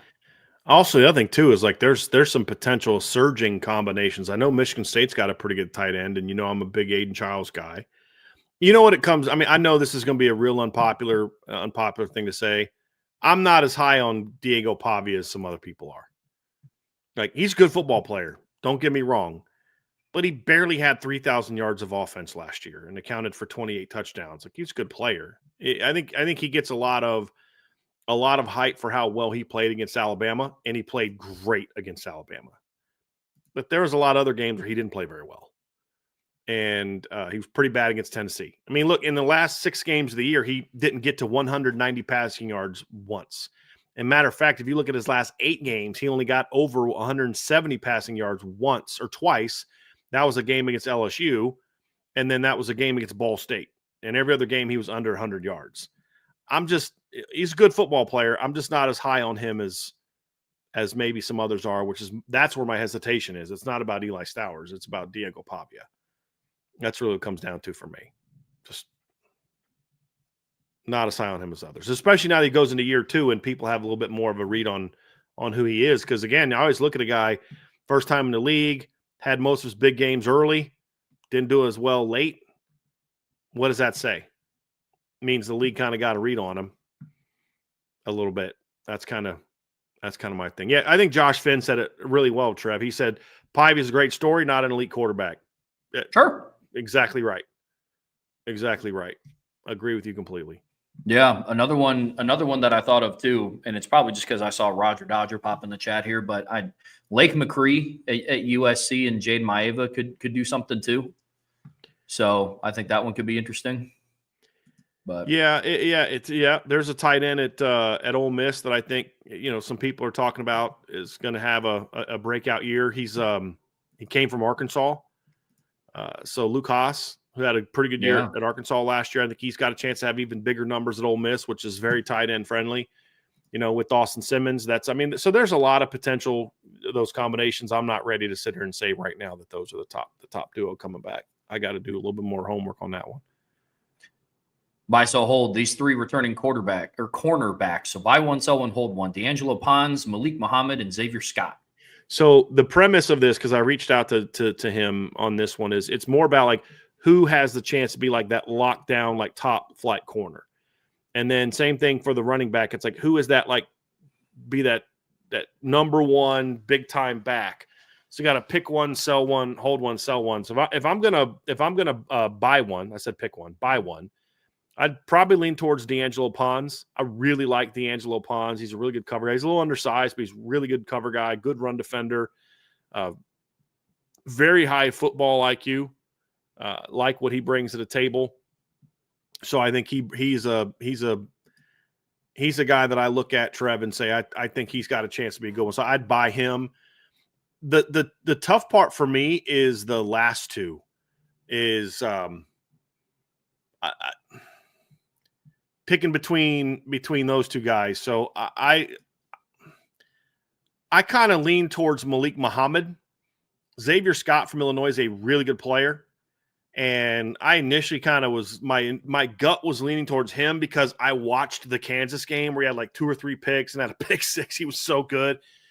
But he gives up a lot more at Illinois. I mean, he just gave up more catches, more yards, more touchdowns than Malik Muhammad did. Now, part of that, you can say, well, Malik Muhammad had a lot of talent around him. But with Jahdae Barron on the other side, people are also going to throw Malik Muhammad a lot more than they were going to throw it at Barron. And I thought he held himself pretty well. So I'm going to lean towards, as far as like that number one guy, or I'm going to go towards Malik Muhammad as my hold, and I'm going to sell Xavier Scott. That's a tough one, man. I'd rather buy all of them because they're all good football players. But if I got to pick one of those 3, then that's the way I'm going to go with it. I just think that the production of the other 2 is just a little bit better than Scott. But Scott has more of like the big time plays for Illinois last year. And when did Illinois start pumping out corners? Remember they had the kid a couple years ago that was a top draft pick, and now they got Scott. Like, what the – man. Lima's doing some things, Trev. This one's tough because I'm torn at all 3 levels, if I'm being honest with you. I really am. My gut just wants to go with Malik Muhammad as the person that I'm buying. See if he can follow in the footsteps of Jahdae Barron. I really like D'Angelo Pons. My biggest thing for him is his size at 5'8", 5'9". That one's a little bit tough for me. And then you go back and look at what he did in some of the bigger moments last year. Like, I think that IU was helped out a lot by not having a pass-friendly schedule, if I'm being honest with you. You know, he did log an interception against Notre Dame, but that was on a tip ball at the line of scrimmage. Like, that was not a coverage interception. So I don't know. But I am also high on D'Angelo Pons. I like him a lot. He only gave up 2 catches for 18 yards against Notre Dame, according to Pro Football Focus. He wasn't the guy that they beat. He wasn't the guy that Faison beat, I don't believe. Yeah. But I'd have to go back and watch that play. But yeah, that's where I'm torn, is really just the level of competition that they faced between Malik Muhammad and D'Angelo Pons from last season. I'll say this. In games against Notre Dame and Ohio State, Pons gave up 5, because I looked into this too, Trev, because I had that same thing. Because, like, I like the film a lot, but you think about it, they didn't really play that good of a schedule. But he gave up 5 catches on 11 attempts, only 42 yards, no touchdowns, had 1 pick and 2 breakups against Ohio State and Notre Dame, the top 2 teams in the country. Wow. Okay. So that's kind of what did it for me is, and with Malik Muhammad, I think Malik, I'd say he probably has a little bit more upside, but he was a really good player, but he didn't have as many of the big moments. He's good in coverage. He didn't have the big moments, and he got beat more last year. So, his numbers against Ohio State were very similar to what D'Angelo Pons are. But I just think he had more of those games where he got. You know what did it for me with Malik Muhammad? If I didn't watch the Clemson game, I might go in another direction. He got whooped against Clemson. And I just never saw a game like that from D'Angelo Pons. Maybe the Maryland game, but I just didn't see that as much from D'Angelo Pons last year. Part of that could be like what you said, though, Trev, is that they didn't play a whole lot of teams that can throw the football real well. And that's fair. That's fair. Yeah. And the benefit of both of these players is we're going to know relatively early about both of these guys. I mean, Texas opens up their season against Ohio State. And now, to be honest, you're going to kind of have to look at it with a grain of salt. I don't know if it'd be fair to say, well, Malik Muhammad gave up this against Jeremiah Smith. It's like, okay, well, most cornerbacks in the country would do that. But D'Angelo Pons and IU also have a tougher schedule this year as well. But I'm based on those stats, because I didn't look at those, I would probably buy Pons. But again, for me personally, not with a lot of conviction, because I think Muhammad has the higher ceiling. Then I'll hold Malik Muhammad, then I'll sell Xavier Scott. Here's the interesting thing about this conversation, Trev, too, is like D'Angelo Pons. I remember talking about this going into the Notre Dame game. And somebody's going to have to show me film, because I didn't watch every game that Indiana played last year. I probably watched about 5 or 6. I never saw anyone be able to take advantage of his lack of size. But here's the thing is, so I'm with what they've done at their teams, I'm going there. If I had to take someone at Notre Dame, I'd go with Malik Muhammad. I just think right now D'Angelo Pons is a bigger player. And you know why I'd go with Malik Muhammad? Because of the same thing you're talking about. My evaluation concern of the height would concern me in Notre Dame's man defensive system. Sure. Would concern me a little bit. But just how they play on the teams they're in, he's a dude. He's an absolute dude. They're all really good players. I mean, here's at the end of the day, you're not going to be wrong with any of these 3 guys. They're all good players. No, I get that. The only guy that I didn't consider as my top guy beyond just the highlight reels is Scott. Because like I said, my gut was when I first saw this, my gut was like Scott, because I remember watching the Kansas game. You know what I mean? And he had one play where they ran like a little now screen, like a little slot screen. And he split 2 defenders and picked it off and ran it back for a touchdown. I mean, he had some really impressive moments last year, but just snap after snap after snap, I think those other 2 guys are better. Yeah. Yep, I'm with that. And then same question, but for running backs. Buy, sell, hold one of Jonah Coleman, Desmond Reed, and Nate Frazier. So here's an interesting thing. So talking to D. Troll Hunter, his thing is who is the lead backs, like number 1 lead backs. With that premise of what he asked, I have to sell Desmond Reed, even though I think Desmond Reed's the most dynamic football player of this group. So if I'm talking about, because his premise is lead back, And I don't think Desmond Reed is a lead back. I don't think he's a guy that you're going to give the ball to 18 times a game and say, hey, you're our workhorse. He's more of a Jahmyr Gibbs, which is dynamic, but not a lead back. I would absolutely take Desmond Reed on my team next year. 966 yards rushing, 579 receiving yards, 159 punt return yards and a touchdown. Scored 10 touchdowns last year, 5 rushing, 4 receiving, 1 on a punt return. So he's the guy that I'd love to have on my team, but for the premise of lead back, I can't go with him number one. So that's my sell. That's why he's my sell. Even though if I could only watch one of their highlight films, I'm watching Desmond Reed's highlight film. But this is more of all around back than he is that lead back. Is that fair analysis of that? Yeah. Between the other two, I'm torn because I think Frazier has the higher ceiling, but Jonah Coleman's the far more proven back. And Nate Frazier obviously still has, to prove a little bit. Just can he be that lead back as opposed to a change of pace guy, where I know Jonah Coleman right now can be a lead back. I mean, talk about a little bit of an old school runner. I mean, he is a tackle breaking machine. He's got really quick feet. None of these guys are over 5'10". I mean, they're all kind of little like short backs, but I do think Coleman and Frazier have a little bit more beef to them. They have more lead back type of skill, but I know I can give the ball to Jonah Coleman 20 times next week and we're going to be all right. Nate Frazier's got to show me he can be that workhorse a little bit. So even though I do believe Nate Frazier's got the higher ceiling, I'm going to hold on him for now because I need to see him prove that he can be a number one back. Whereas Jonah Coleman's, I believe, had back-to-back 1,000-yard seasons. Let me actually look that up real quick to make sure I'm correct, because I know he had 1,000 yards this past year, and I'm pretty sure he had 1,000 yards the year before at Arizona as well. No, he didn't. He had 871. See, that's why I needed to check it. But he had 871 yards at Arizona, 6.8 yards per carry, caught 25 passes for 283 yards at Arizona. So he did some things out of the backfield for them as well. But he is more of my number one lead back, hammer back, can pick up, move the chains, got some quickness, got some elusiveness, great tackle breaker. And if he gets a crease, he can take it too. I mean, he's not a slow back by any means. I think if you were to ask me this question at the end of the year, my answer would be Nate Frazier projecting. But right now, it's hard for me to go against the guy that's more proven. The guy that's got over 2,000 career yards compared to the guy that's got like 500 something. So that's why I would go with that one. Yeah, you and I view that the same, especially with the premise that D-Troll Hunter set these questions up for. To your point, Nate Frazier kind of did have his opportunity a little bit last year when Trevor Etienne was hurt, and it wasn't great when he was the lead back, if I'm being 100% honest. The best game that he had was against UMass. Yeah. Outside of that, he averaged 3.6 yards per carry against Tennessee. He averaged 3.9 yards per carry against Ole Miss. He had 19 carries for 82 yards and a touchdown. Now, I will say the thing with Nate Frazier is in all of those games, even though some of them weren't efficient, he did score in all of those games. Yeah, because they gave him the ball inside the 5 a lot. Yeah. I mean, he got the ball in the red zone a lot. But I'm with you.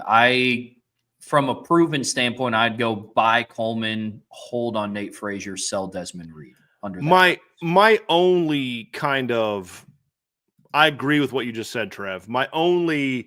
The reason I'm still high on Nate Frazier is because I do think he was the lead back during that time when their offensive line was a hot mess because of the injuries. I think that was as much of an issue as anything. Oh, yeah. Nate Frazier. But to your point, we just never saw him really kind of have that breakout game. He did have a couple nice runs against Georgia Tech. He had a very nice run against Notre Dame. He had the only really big running play of the game. But to your point, the best game he played all year, in my opinion, was the opener against Clemson. He was very good in that game.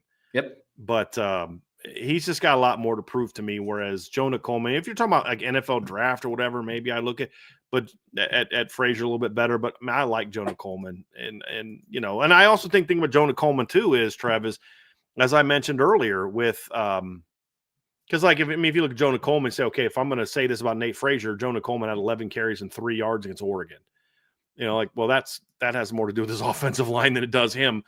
But the thing about Jonah Coleman too that I'm high on this year is, as I said, they got Damon Williams a quarterback as opposed to Will Rogers. And I think having that running threat in the backfield is going to open up some more crease opportunities for Jonah Coleman. D-Troll Hunter said it in the chat. He thinks he's going to look more like the 2023 version, which went for 6.8 yards a carry. This past year, I think is a 5.2, 5.3. I think he's going to be kind of split the difference in yards per carry, like closer to 5'8", 5'9", and look more like that back, partly because year 2 in this, it's year 3 in the system, but year 2 behind that line. And then also, I just think having that mobile quarterback is going to help him be more effective, and you just can't key on him. Last year, you were never afraid of Will Rogers, ever afraid of Will Rogers. And but you would be a little bit more afraid of Damon Williams, in my opinion. So I'm going to go with him there. But it's like the other conversation. There's not a wrong answer there, which is why I love this submission from Detroit Hunter, because you got to really think about it, because they're all outstanding football players. Ironically, you brought up NFL draft, and we're talking about the highest NFL draft guy. It's probably Desmond Reed, for for he just was ability. Bigger, man. I just wish he was bigger. 5'8", $175 is just, man, I would just wish he was about 15 pounds heavier. Yep. He's fun to watch, dude. If y'all haven't watched him yet, you're going to get to know him, because you're going to have to see him play against Notre Dame in November. He's a fun player to watch. Sure is. Buy, sell, hold from BJM and 41. If they live up to their potential and everyone returns healthy from their injuries, Notre Dame has the best overall returning roster in 2025.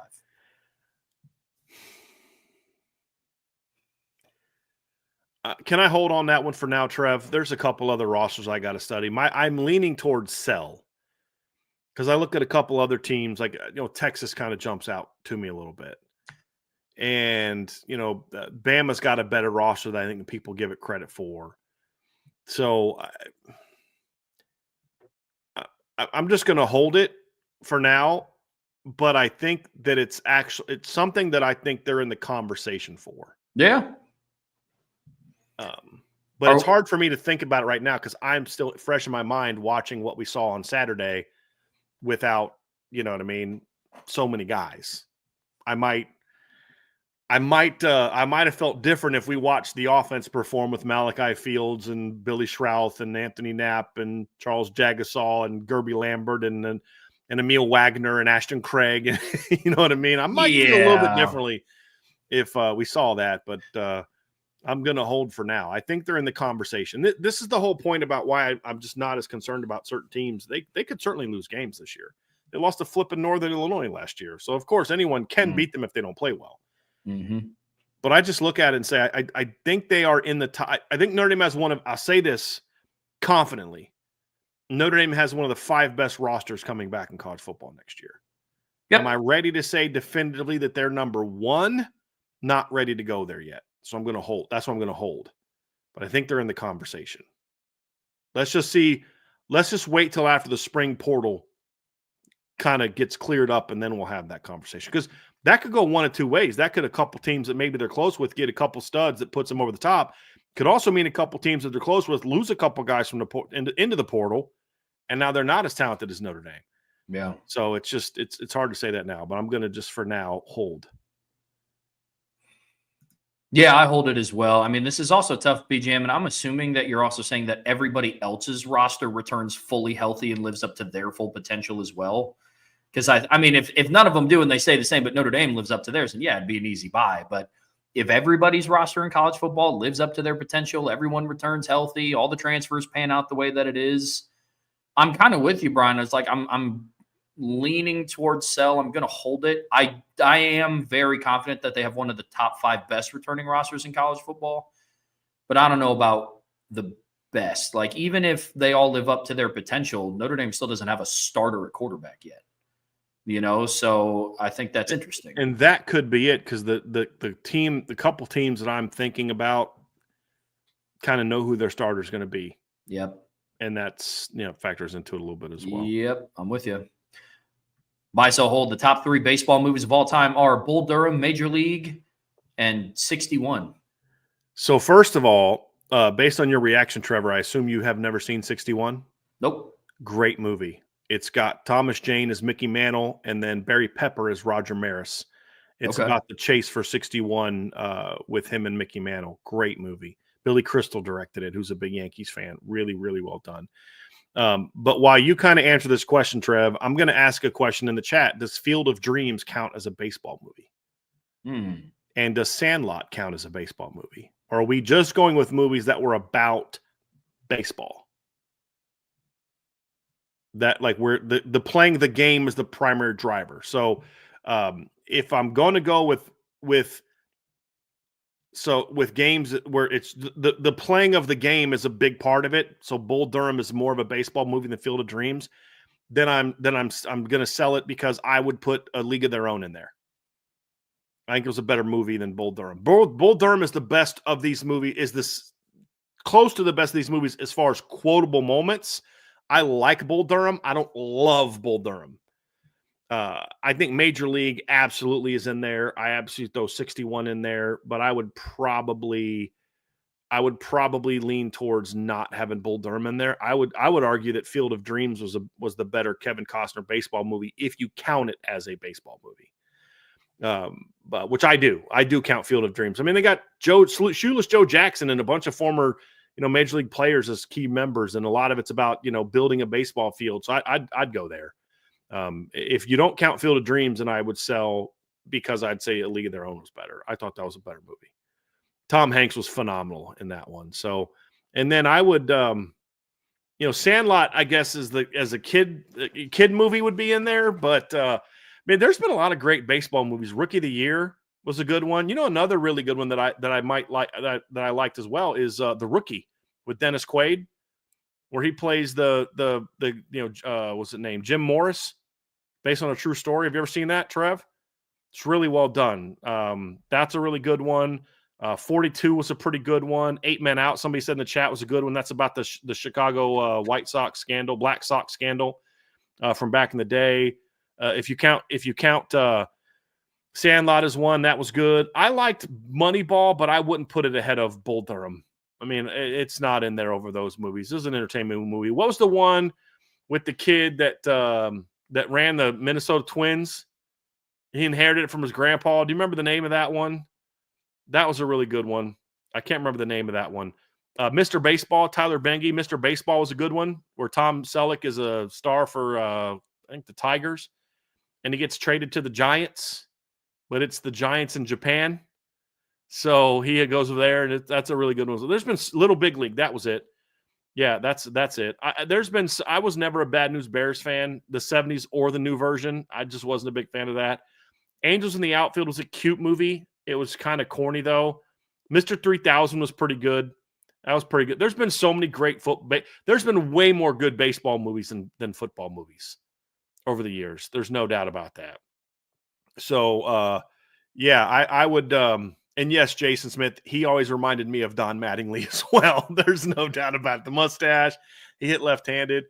So, but a lot of great baseball movies. But my top three, Major League's in there, 61 is in there, and I'd probably go Field of Dreams would be in there, or League of Their Own. Those would probably be my ones that I'd look at. Mr. 3000 was funny, but it's not a great movie in the same way that the other ones are, in my opinion. That off the top of my head, those would probably be my favorite ones. Yeah, this will probably make me lose a lot of cred, I suppose. I've never seen Bull Durham. I've never seen 61. I'm also a little bit of background. Again, it might make me lose a little bit of cred, but I am just I'm not a big baseball fan. If I'm being honest, I'm sorry if that really upsets some people. But I've seen some baseball movies, like I've seen A League of Their Own. I've seen Major League. Gosh, I'm trying to think about. I've seen Moneyball. I've seen 42. I like Trouble with the Curve with Clint Eastwood. That's a pretty good movie. Okay, you get some props back by remembering that one, Trev. That was a good one. Thanks. Yeah, I know it might make some people upset, but I was saying when you stepped away in fury, which it's one thing to say you didn't like it. I can live with that, but to say you never watched it, just it hurts a little, Trev. I'm sorry, man. If full transparency, like I was saying to the chat, I'm not a big baseball fan. I'm not. I played it. I was good at it. I stopped playing it immediately as soon as I played football and basketball. Like I don't follow it. I don't watch it. I prefer going to games, but I've never been able to turn on a baseball game and sit and watch it intently. It's just not for me. I know. I'm sorry. You got to watch Bull Durham. Got to watch it. You got to watch 61. It's very well done. They're good movies. Okay. Not just baseball. Like, they're good movies. Like you said, you watched The League of Their Own. Did you like it? Loved it. Okay, it's a great movie, right? That's what I feel about like Field. Did you say you watched Field of Dreams? I've seen Field of Dreams. Okay, it's like, again, great movie. Yeah. It's baseball's the center point, but it's a great movie. Yeah. Same with Major League. I think it's an awesome movie. It's just the next two, number 2, not very good. And then I'm just gonna pretend that the other ones didn't happen. So yeah. Fair enough. Yeah, it's a lot of great baseball movies. I don't watch baseball anymore, but when I was a kid, I loved baseball. Loved baseball. They've ruined the sport, but I loved baseball as a kid. Such a good sport. By so hold, Andrew Luck is the right man to turn Stanford's program around, and they will compete for an ACC title within the next 4 years. So, yep. Because I don't care how great.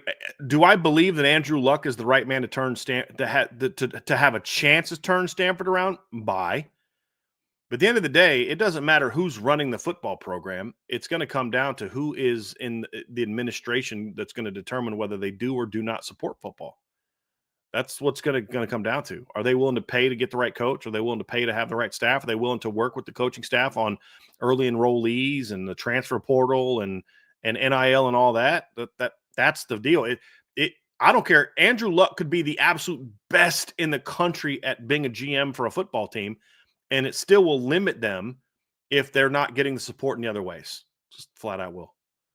So unless the administration is willing to say, hey, we're going to prioritize football, because like right now, Stanford is living in the areas where Notre Dame had been in the past, when they get those snotty, arrogant, administration people that look down their nose at those Neanderthals to play football.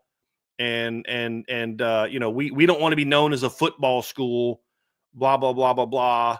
You're an idiot kind of, you know what I mean? Like, I just can't stand those people, because it's like, I can't stand people that say, well, we only care about excellence in some regards, not others. If you don't care about being excellent at something, then just don't have it. You have no problem committing resources to your Olympic sports because those are considered higher class sports. With a higher class fan. Let's be honest. You're not recruiting the same high schools and the same type of kids to play those sports. And I think those snotty academics like that look down their noses at sports like football. Notre Dame's had leadership like that as well. When in reality, if you, like I've always said, there's plenty of high academic kids that are also really good at football. And if you put the resources into going to get those guys like they did under Jim Harbaugh, they didn't lower the standards when Jim Harbaugh was the head coach. He just went out and found those players and they supported them. That's what it comes down to. Andrew Luck, unless they have the right administration, is always going to be fighting with his one hand tied behind his back. That's just the reality of it. And until that changes, it won't matter to the point where they're going to compete for ACC titles. Like, he's going to need more than, it's got to be more than just him. Roger Dodger says hiring Luck's a step in the right direction. Don't disagree. But it won't matter who it is if they don't get support from the school. It won't matter who the GM is. It won't matter who he hires as head coach. Yeah. They'll always have a ceiling, an artificial ceiling on the program. Yeah. No, I saw this too. And it's crazy that that's Stanford's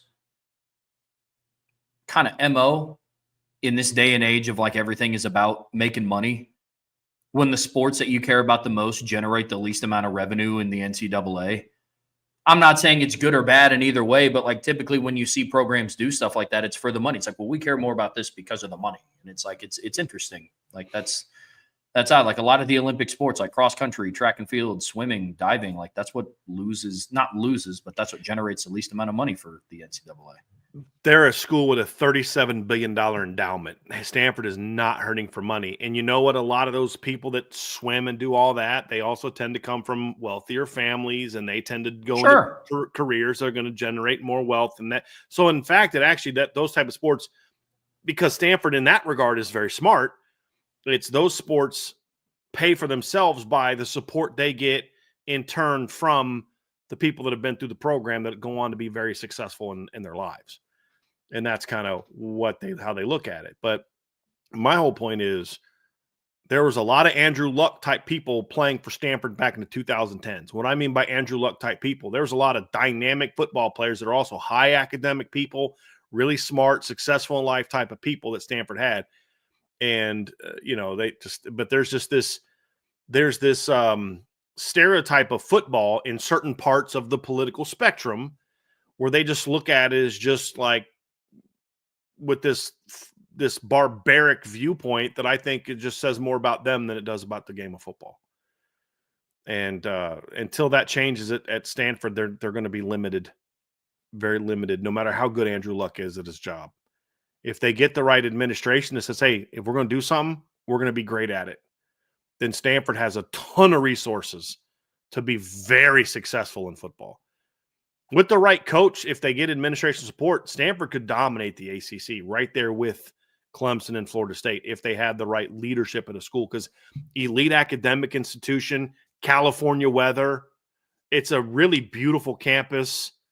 It's tons of money. I mean, they could have a lot of success if they wanted to. They just don't want to. That's what it comes down to. So weird. Yeah. Buy, sell, hold from 13 Reasons Why. Talking about gap closers. Buy, sell, hold. Notre Dame is recruiting some positions at a level where the gap is closing between the 1s and 3s. Oh, yes. Buy that. I mean, there's young guys on the roster last year where you're like, okay, I get that this guy's the starter, but there's more talented younger players behind him. Oh, there's no question about that. I mean, like, Jeremiah Love's an elite talent. I mean, in the past, there was a huge gap between the number 1 and number 3 when Tony Jones Jr. was the number 1.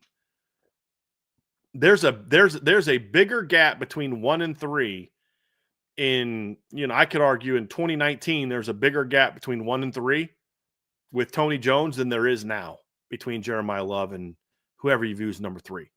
Not because Jeremiah Love's not better than them, but it's just that the depth behind number 1 is so much better, where the guys now that are 2, 3, and 4 would have been 1 and 2 in past years.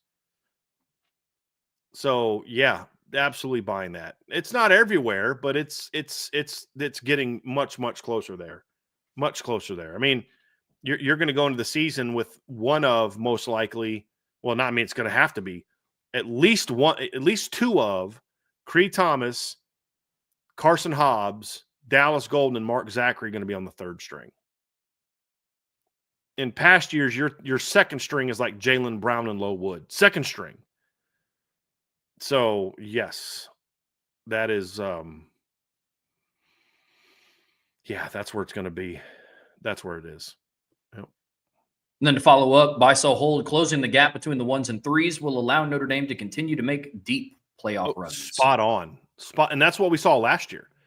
Now, look, I know like I get frustrated with the play of Anthony Knapp last year because of what it was for what they needed last season. And I get frustrated with the fact of a Joe Rudolph and his obsession with not letting, being willing to move Anthony Knapp, things like that. But the reality is there's not a lot of teams that can lose a guy like Charles Jagasaw and put a talent like Anthony Knapp in the lineup.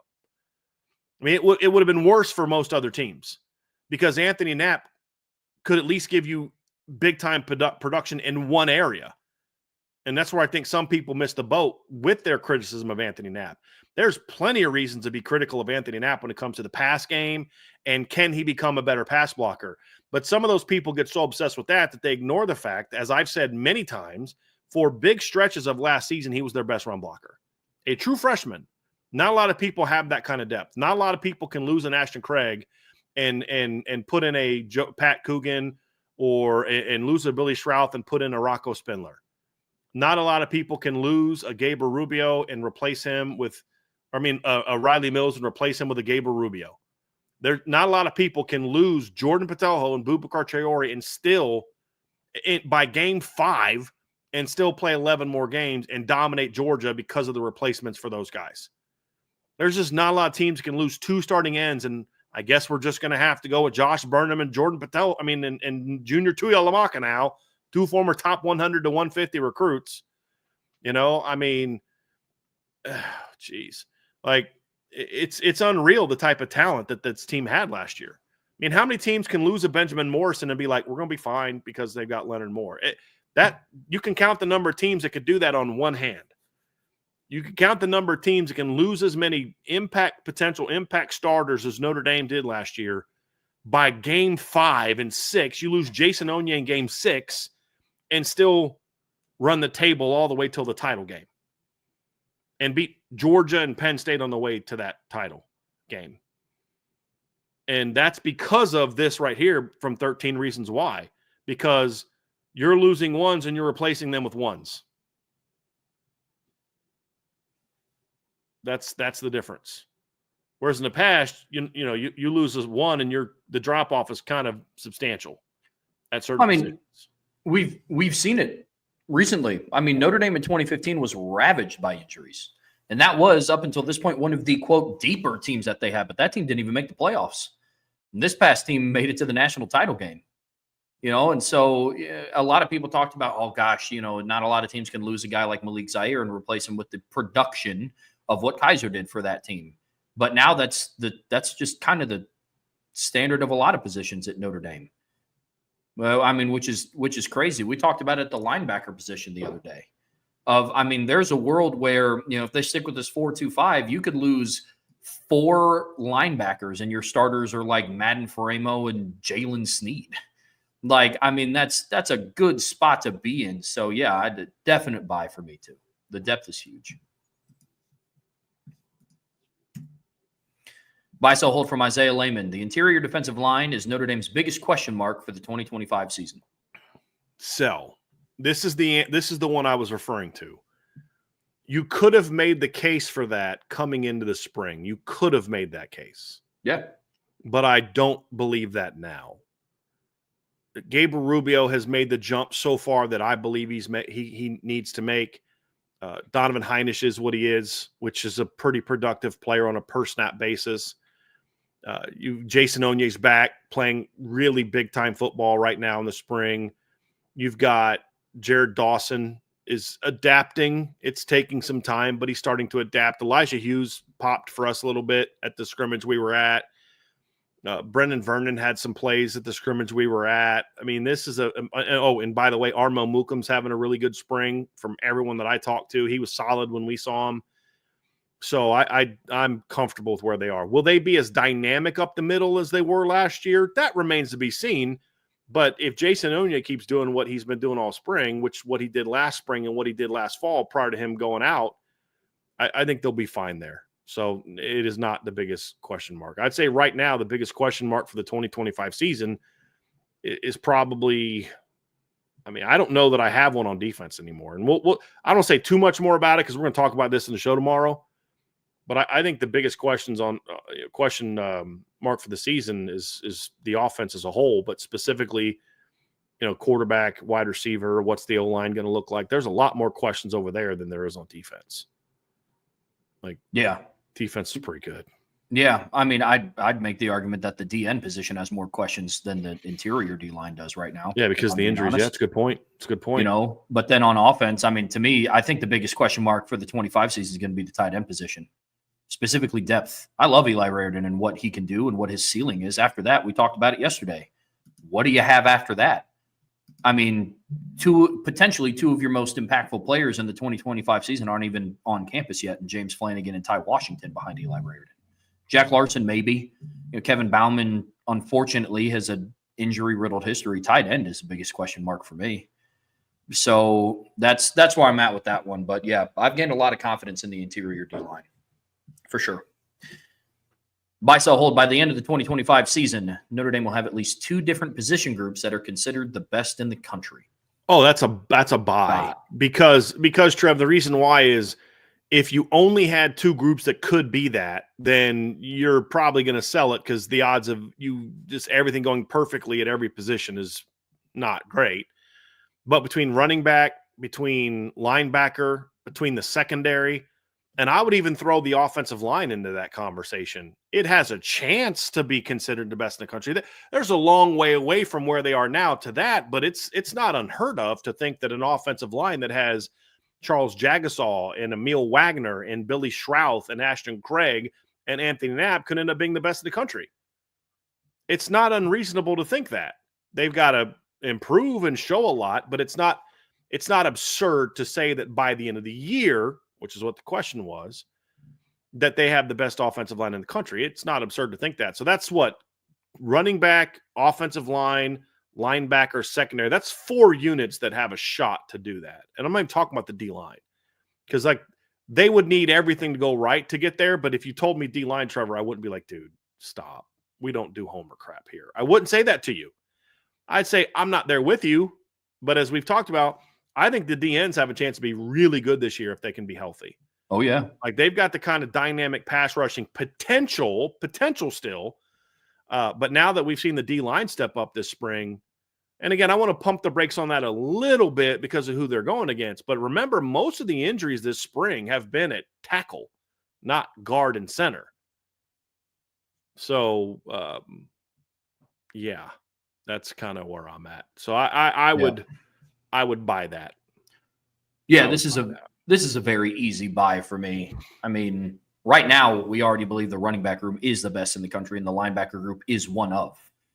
And by the end of the season, I absolutely, barring any sort of injury issues, which you never hope happens, I think that mantra remains the same with the running backs and linebackers. And then it's a question of who joins them. I think the cornerback position is absolutely going to be up there. Safety, we'll see who starts alongside of Don Schuler, but I don't think the secondary as a whole is a crazy thought either. I think they're absolutely going to be in that conversation by the end of the year. One of the things that we are going to discuss tomorrow, so a little preview of tomorrow's show. Trevor doesn't even know this. So Sean Davis is going to join us for tomorrow's show. Hey, because he and I wanted to have a conversation on RTCF, but we're going to do it tomorrow, Trev, because we want you to be part of that conversation. But it also fits more with topics that we're going to do tomorrow. But one of the questions that we're going to discuss, and Sean brought this up to me when we were talking last week. He asked me, do you think the secondary has a shot to be better this year than it was last year? And we're going to address that tomorrow. And that's a very interesting proposition. But the fact that you can even ask that question and not get a laugh is just, again, speaks volumes to what we were talking about a couple of things ago, where the closing the gap between the ones and the threes. Because, the other thing that closing the gap between ones and threes does is that's how you ultimately get into reload mode as a program. Yeah.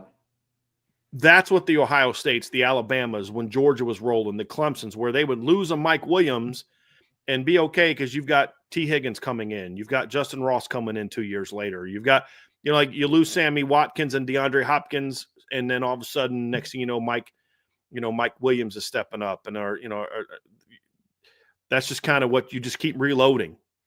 That's the difference in the programs that win. And this is not meant to be a shot at Insured by Big. I think he would admit this, but that's what's hurt LSU over the years. They'd have those great teams, and then they'd lose all their studs, and then they kind of fall back a little bit. They don't keep – not that they were bad, but they don't keep rolling the way that they did.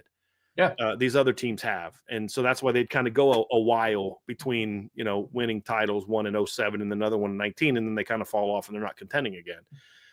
So the teams that just reload every year, it's because they're losing studs and replacing them with up-and-coming studs. And that's where Notre Dame has gotten to under Marcus Freeman. And that's why you see position groups being in this conversation, not like Notre Dame's had All-Americans, but not position groups.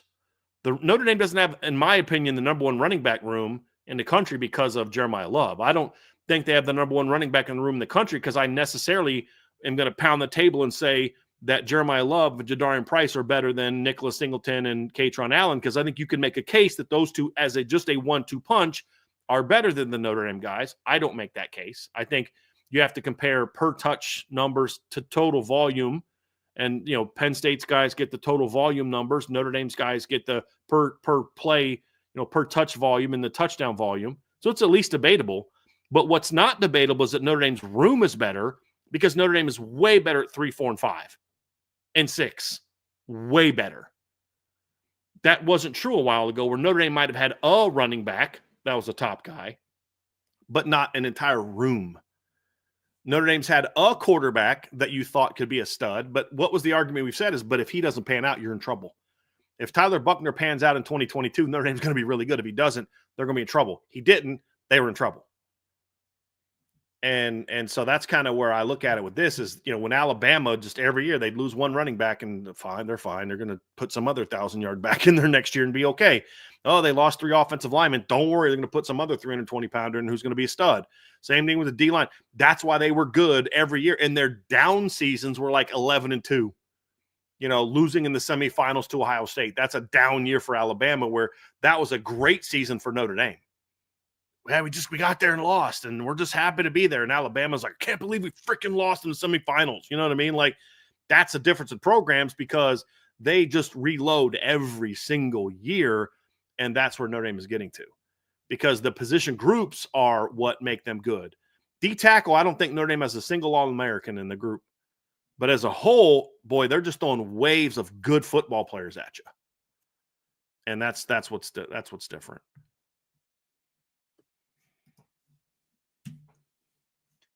Buy, sell, hold from the Irish Brigade. O-line play will continue to be rough into the fall practices. So the premise of this, Trev, and I didn't have room for it on the card, was he was referring to what we said about the O-line from the scrimmage. So that's why he put the air quotes or the quotations around rough because it's referencing what we had said. Will continue to be. I sell that. I don't think. I think the offensive line is going to be fine. The O-line play was rough because the starters weren't out there against the starting defense. It's going to be rough. I don't care who it is. When you're going against the starting defensive line for a team that had a top 5 defense, you're gonna look rough. If you had Emil Wagner and Charles Jagasaw and Billy Schrouth and Ashton Craig and Anthony Knapp out there, it wouldn't have looked as rough. They might look good. Because you even mentioned there's a couple times they opened up some decent holes in the run game. But I don't think it'll look rough in the fall when you get your fullback group back. No, I sell that. I'm with you. I'm with you completely. Buy, sell, hold. If the O-line play continues to be rough into fall, it will be a larger factor than expected in the quarterback battle. That I buy.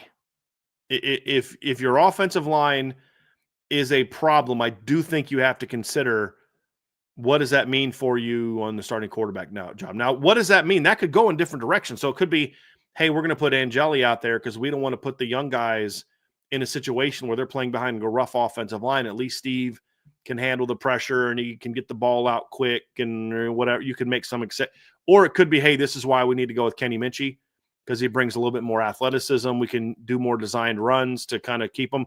You could say, hey, this is why we're going to go with CJ Carr because he brings the best escapability. He gets the ball out the fastest. I mean, there's different ways of how that could impact the quarterback room, but I do think it impacts the quarterback battle. It just depends on what avenue the coaches think is most important to counter the struggling offensive line. Is it experience? Is it running ability? Or is it, pocket presence and getting an accuracy, getting the ball out, reading quickly, things like that?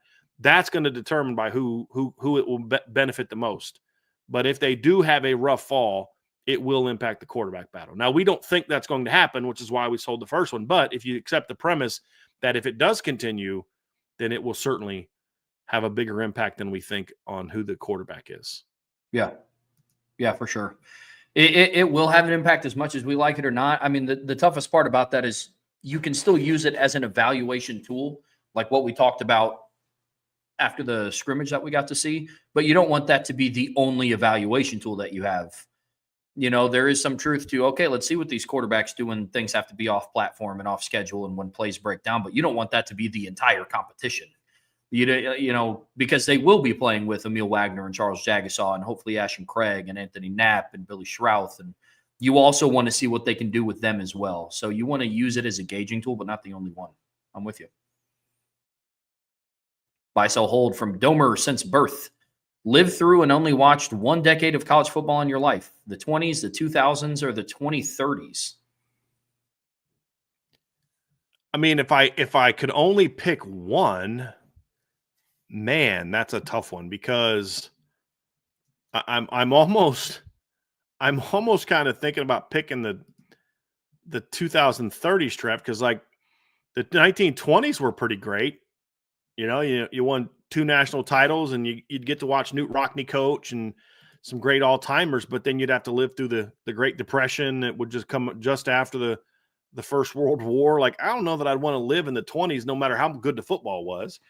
Plus, in the 20s, I couldn't watch a whole lot of football unless I lived in the area where my favorite football team played because it just wasn't, obviously wasn't televised. But 2000s was great for college. The reason that I would lean towards the 2000s is if I'm looking at this from a college football standpoint, I'm picking the 2000s because there was some great football in the 2000s. if I'm looking at it from a Notre Dame only standpoint, I'm kind of leaning towards the 2030s because I think that's got a chance to be more successful than what the 2000s were for Notre Dame. And I just, I wouldn't have wanted to live in the 1920s. So I'm going to go for Notre Dame. I'm going to buy 2030s, hold on the 2000s, and sell the 1920s. Sorry, Coach Rockney. I just don't want to live in the 20s. If I'm going to take just college football in general, I'm going to go 2000s, 2030s, and 1920s. Look, I am definitely a creature of the modern age. I like internet. I like air conditioning. There's just a lot of things I like about the current era. So I would not have wanted to live in the 1920s. Sorry. I just don't want to live in a world where I have to watch college football without the forward pass. If I'm going to be 100% honest with you, like when it is like abundantly used, that would be rough. I'm not going to lie. So college football, 2000s. Yeah. And then probably 2030s and then 1920s. Yeah. Yeah. For sure. Buy, sell, hold. Favorite nuclear delivery system: strategic bombers, land-based ICBMs, submarine-launched ballistic missiles. Sell. I don't want any of those. So, sell. Yeah. Buy, sell, hold from Real Irish 1988. If Mike Norvell has another bad season, will Coach Prime return home? I think it's possible. If you're Florida State, you're trying to make more money, and what better way to make money than have Deion Sanders, an alum, one of the greatest to ever play in your uniform at your stadium, be in that conversation. So, yeah, I buy that as a possibility. Somebody in the chat the other day said that Florida State fans wouldn't want that. I'd be very curious just to find out why that is. Very curious. But who do you think you're going to get to replace Mike Norvell that's going to be better than Deion Sanders? I just don't know who that's going to be. So I'm going to buy that one, certainly. Yeah. From a name standpoint, sure. I don't love what Deion Sanders does from a recruiting standpoint. Truly, I don't. And Florida State's already kind of going through the whole, like, well, what if we just do transfers all the time? And last year they went 2-10. This year it's kind of up for debate. And Coach Prime is a lot of, well, let's just build through the portal. Dude doesn't do home visits. Like, dude doesn't hit the, you know what I mean? Like, that has always been a red flag for me. And in a historic school like Florida State, I think you need both. I think you need the foundation of your team being high school recruiting. And I think you need to supplement your roster through the transfer portal. Now, an argument could be made, and I heard you guys talk about this on Monday for RTCF. Like, does that show that Deion is not treating Colorado like a long-term home? Yeah. Maybe. Yeah, but you also got to think about the fact, Trev, there's no way he was going to be able to win at Colorado through high school recruiting. None. They were a terrible program with a terrible roster. He had to go to the portal. Now, our comment was he hasn't adapted to do more high school recruiting, which tells us that he is not long for this world at Colorado, in my opinion. I know he signed the deal and all that, but he had to go to the portal his first two. They had no chance to be successful without the portal. To me, Deion Sanders at Florida State, where he gets to recruit his home state, I think he's far more involved in high school recruiting. So if you think about it, he won at Jacksonville State with high school kids. He recruited Travis Hunter out of high school. He recruited his son out of high school. He recruited Kevin Coleman out of high school. It's when he went, because he could recruit down there. And now it's a little bit of a different story at Colorado. But put him in Florida, his home state, I think he'll be a lot more successful with that blend between the two. My pushback, Trev, and I'm sorry for cutting you off, but my pushback is I think sometimes we can get into this world of, because the guy's doing this here, that means what he's going to do there. When in reality, it's completely different circumstances that we don't know necessarily that he would do the same thing over here, that he would try to win the same way over here, because that's not the world he lives in. Sure. Like that would be my pushback to that notion. I don't disagree with your assessment of what he's done at Colorado at all. I just think it was a necessity. Oh, I get that. He's not going to put a crap team around his son. Forget that. Take away that it's his son. He's got 2 years with a stud quarterback, you'd be a fool not to do what you can through the portal to put the best weapons around him and to win. I guess I think he would do that if his name was Shador Jones and he wasn't his son. He's just some recruit that he got at Jackson State. I think you'd want to do the same thing, and it's even more so when it's your kid. But I think it's smart to do that with no matter who your quarterback is. No, I get that. I've always been and I don't disagree with the points. I get that he went to Florida State and it's his home state. I get that. I've always been a show me person. Always. I think the signs point in that direction. But what's it going to be like when you're at Florida State recruiting in the ACC against the Dabo Sweeney? Like, what does that look like? What does that look like when you're recruiting down south against other SEC schools that are kind of in your backyard? And so I'm not saying that he can't. I've never doubted Coach Sanders' ability to attract skilled talent, but he can't attract talent in the trenches through the portal or high school recruiting. Does that change when he's at right? But which my point is does that change when you're at Florida State? He did land a 5-star left tackle out of New Jersey last year. And if he can land one of those at Colorado, I think he can land a couple of them at Florida State. Sure. But my point is again, I think that's it's more. That's a projection, though, I'm making, Trev. To your point, it's a projection. You're saying, okay, fine. You may think he'll do that at Florida State, but he's got to show me, and that's fair. Mm-hmm. That's fair. Biso hold, with enough Notre Dame admin not fond of Brian Kelly, if Brian Kelly and Marcus Freeman meet in the playoffs, will Marcus Freeman be advised to run up the score, or will their advice not to embarrass Brian Kelly, and what will the administration of Coach D want? So first of all, I'm selling the first part of this because the Notre Dame administration will not advise him to run up the score. That'd be silly because it's just win. Number one. Number two, they won't need to advise him to run up the score. Like, that's like telling me, hey, Trevor, I need you to breathe oxygen today. Okay, just so you can make it through the day. It's like, no, I got that covered already. Don't worry about it. You don't have to tell me that. You don't have to tell Marcus Freeman to run it up on Brian Kelly. Just like LSU wouldn't have to tell Brian Kelly, if you get a chance, run it up on Notre Dame. It's like, That's going to happen if the opportunity comes. If the administration of Brian Driscoll, what I would want is for Marcus Freeman to run it up 1,000%. I would never go to him and tell him to do that because he doesn't need that extra pressure. It's play to your best potential.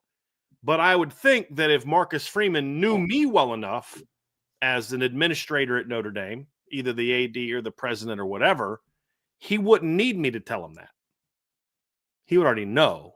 If I want to make my boss happy, hang a 50 spot on Brian Kelly. I mean, you're going to know that, but it's not their place to do that. Their place is to say, go get a W. Just like it's LSU administration's place. It says, hey, go beat Notre Dame. That's it. You hired him to do a job. And the reality is if you needed to tell him that, then there's a problem with Marcus Freeman. And I can assure you, and look, we've seen this. Look what's kind of happened to teams that like beat Marcus Freeman or like made his team not look good. And look what happened to them the next year. Like they were going to have those teams came out with a little bit of an edge. I mean, you just knew that Marcus Freeman was not going to call off the dogs on Stanford in 2023 because he was still feeling a certain way. Marshall better thank their stars that they didn't have to play Notre Dame in 2023 because they might have scored 70 in that game. Like we've seen when Marcus Freeman's pissed off or has a little bit of an attitude about something that he's not super friendly. So meaning like you don't need to tell him if you get a chance, run the score up. That's already kind of there. But if you're playing Brian Kelly in the playoffs, you have one goal and one goal only. Have at least one more point than they have at the end of the game. Ultimately, that's the only thing that from an administration standpoint that matters. Yep. And if I'm doing anything beyond that, then I'm getting in my feelings and I'm not being good at my job. But as a fan, heck yeah, run it up beat them by 50. And that's the same thing LSU fans are going to say about Notre Dame. Herman, run it up, leave no doubt. That's what, you know what I mean? Like you don't need to tell them that. But as an administrator, it's like, hey, coach, what do you need? What are the things you need for us to, is there anything we can do? You need to get down there a day early. What do you need from us to go out there and get this W? And we'll do what we can to do that. That's what the administration at both of the schools would focus on. Because if you have to tell your coach that and he didn't already feel that way, then you don't got the right coach. Yeah, that's facts. And Notre Dame has the right coach. Yeah, I said this at the start of the playoffs this last season. I don't care what margin of victory is in the postseason. Notre Dame could have won the national championship 9-6. Wouldn't have cared in the slightest. I mean, it's just doesn't bother me at all. I just want them to win. I would enjoy a blowout a lot more. I'm not going to lie to you. I would want a blowout, but as long as they get the win, that's all that ultimately all that matters. Bisel Holt from Ballpeen Shillelagh. If the college football playoff was expanded beyond 16 teams, would people start making brackets like March Madness? Dude, they're going to start doing that when it gets to 16. Like, I'm surprised we didn't have more of that this year, that at least that I was aware of. But when they expand to 16 and it's a clean 1 versus 16, 2 versus 15, 3 versus 14, 4 versus 12, kind of on down to 8, 9, and then clean brackets, 1 16 winner plays 8, 9 winner. You better believe there's going to be brackets. There's going to be pools to get in like there is for March Madness. You absolutely better believe that. No question about that one. Yeah. Yeah, brackets will definitely be made. I bet they'll be made this year because now I think the playoff format's going to be more understood.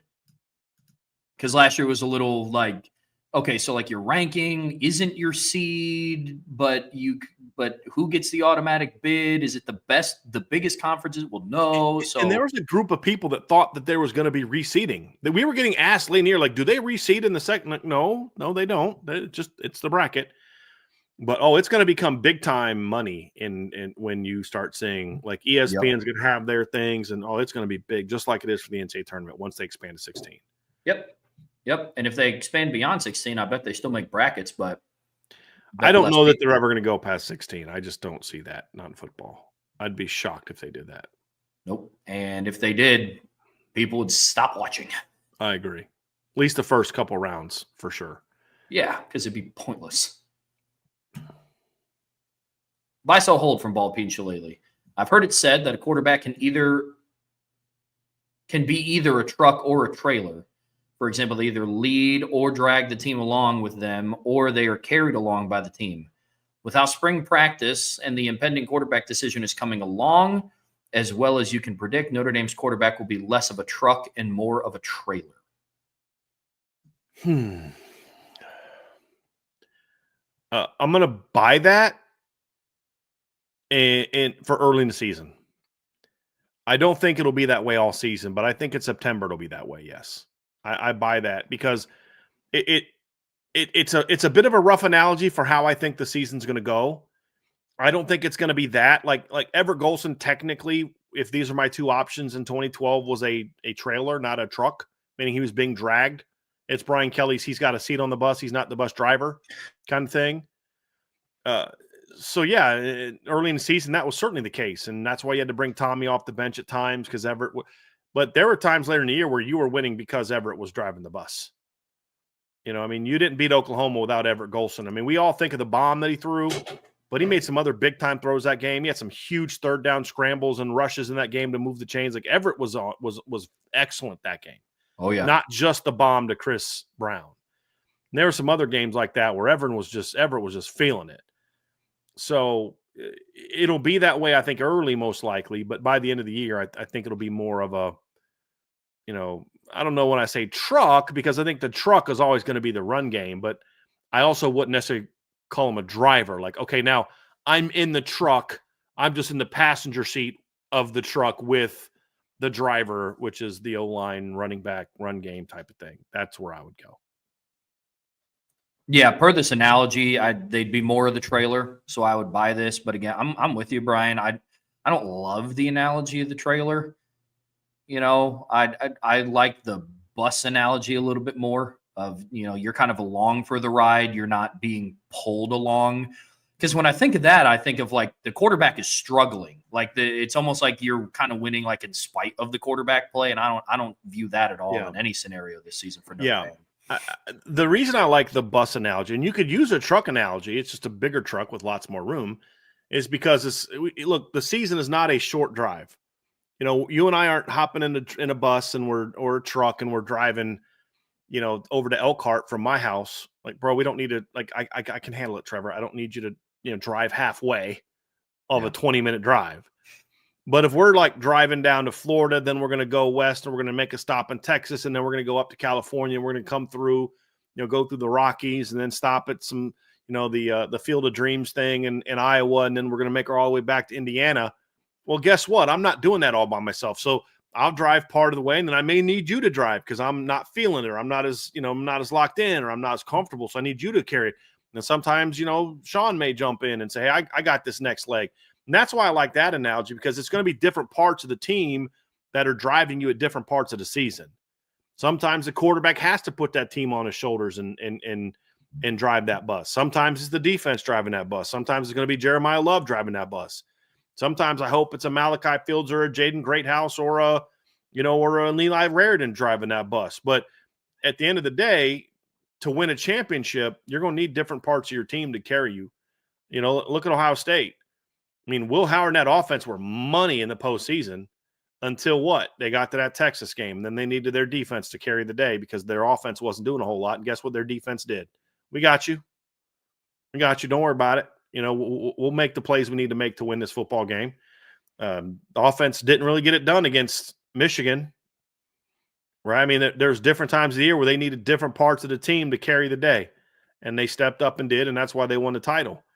And Oregon didn't do that. When Oregon's offense wasn't good, their bus broke down, and they were on the side of the road, with a carburetor problem. You know what I'm saying? Like they weren't getting that thing done. And that's the difference between the good teams and the great teams. So, yeah, that's how I think it will ultimately look. Yeah, for sure. Buy-sell hold from Domer Grizz. It's difficult to properly evaluate the quarterback competition when the O-line is kind of a mess this spring. I want to sell that. It's challenging in some ways, but in other ways, I love it. I mean, Trev, I explained this to you and Vince. Not that you guys didn't agree, but I'm just the one that brought it up first. People are saying like, it's hard to evaluate quarterbacks on a day like this. And I think my comment was at the time was like, well, I disagree because I learned a lot about the quarterbacks on Saturday. I saw one of the quarterbacks, they all had problems with the offensive line.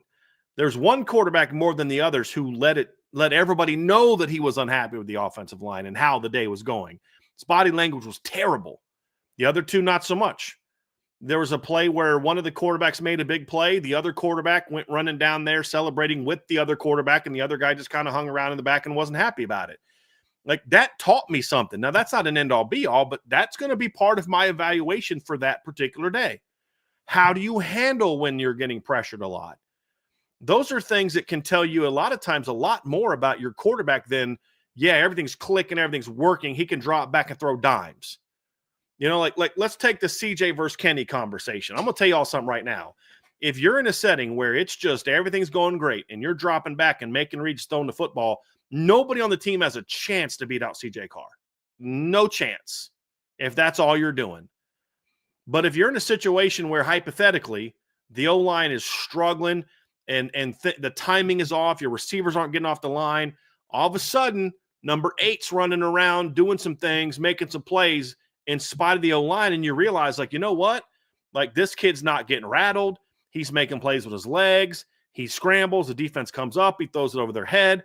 When things aren't going good, he showed me something that you then don't learn if you're in a situation where you've got your whole group and everything's clicking because you're just dominating the defense. So I actually think that you learn a lot about these quarterbacks this spring. A lot. And there's plenty of things that they do in the spring where the offensive line doesn't matter. It doesn't matter in one-on-ones. The offensive line doesn't matter in 7-on-7. The offensive line doesn't matter in the weight room. The offensive line doesn't matter in the film room. The offensive line doesn't really have an impact on how you handle yourself when the offensive line is struggling. Look, I played behind a crappy offensive line in college.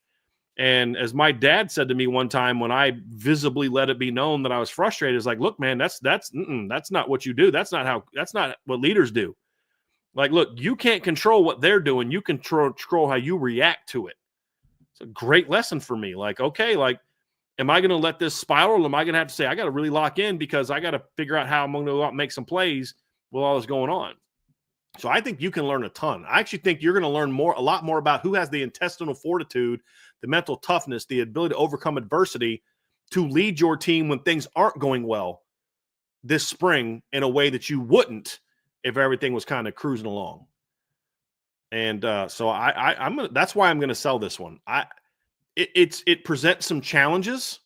There's no question, but I think the benefits far outweigh the negatives when it comes to This is how you really find out how these kids handle. Because if you can't handle pressure in a practice with 20 people watching from up top, how are you going to handle it when the Miami D line is coming out in week 1 and they're heating you up in that first half and your offensive line not getting their feet wet in front of 60,000 people? It doesn't bode well for you to be in a position mentally to handle that. If you can't handle it in spring practice when there's nothing but parents and some reporters up top, or in some cases nobody up top, it doesn't bode well for my confidence in you handling it when there's a lot more coming on. And then you can learn some of the other stuff in the fall when the offensive line's back and playing better. Yeah, I'm going to sell it because it says properly evaluate. All chips are on the table when you evaluate quarterbacks in a competition that's this close. There is some truth to, and this is me, I believe that you can get a better gauge of the intangibles, like how well do you handle pressure? How can you perform when things are off platform, when you're not playing behind Emil Wagner and Billy Schrouth and all those guys? There's a lot of truth and there's a lot that you can evaluate from that. In the same light, it's also not fair. I don't want to say not fair, but it's also the difficult part is they're not playing behind those guys. They're not throwing to Malachi Fields. Will Pauling isn't 100% healthy. Jaden Greathouse is limited. So you can't in full confidence be like, well, now we know how they would perform with the ones because of how they performed with 3 true freshmen early enrollees on the starting offensive line.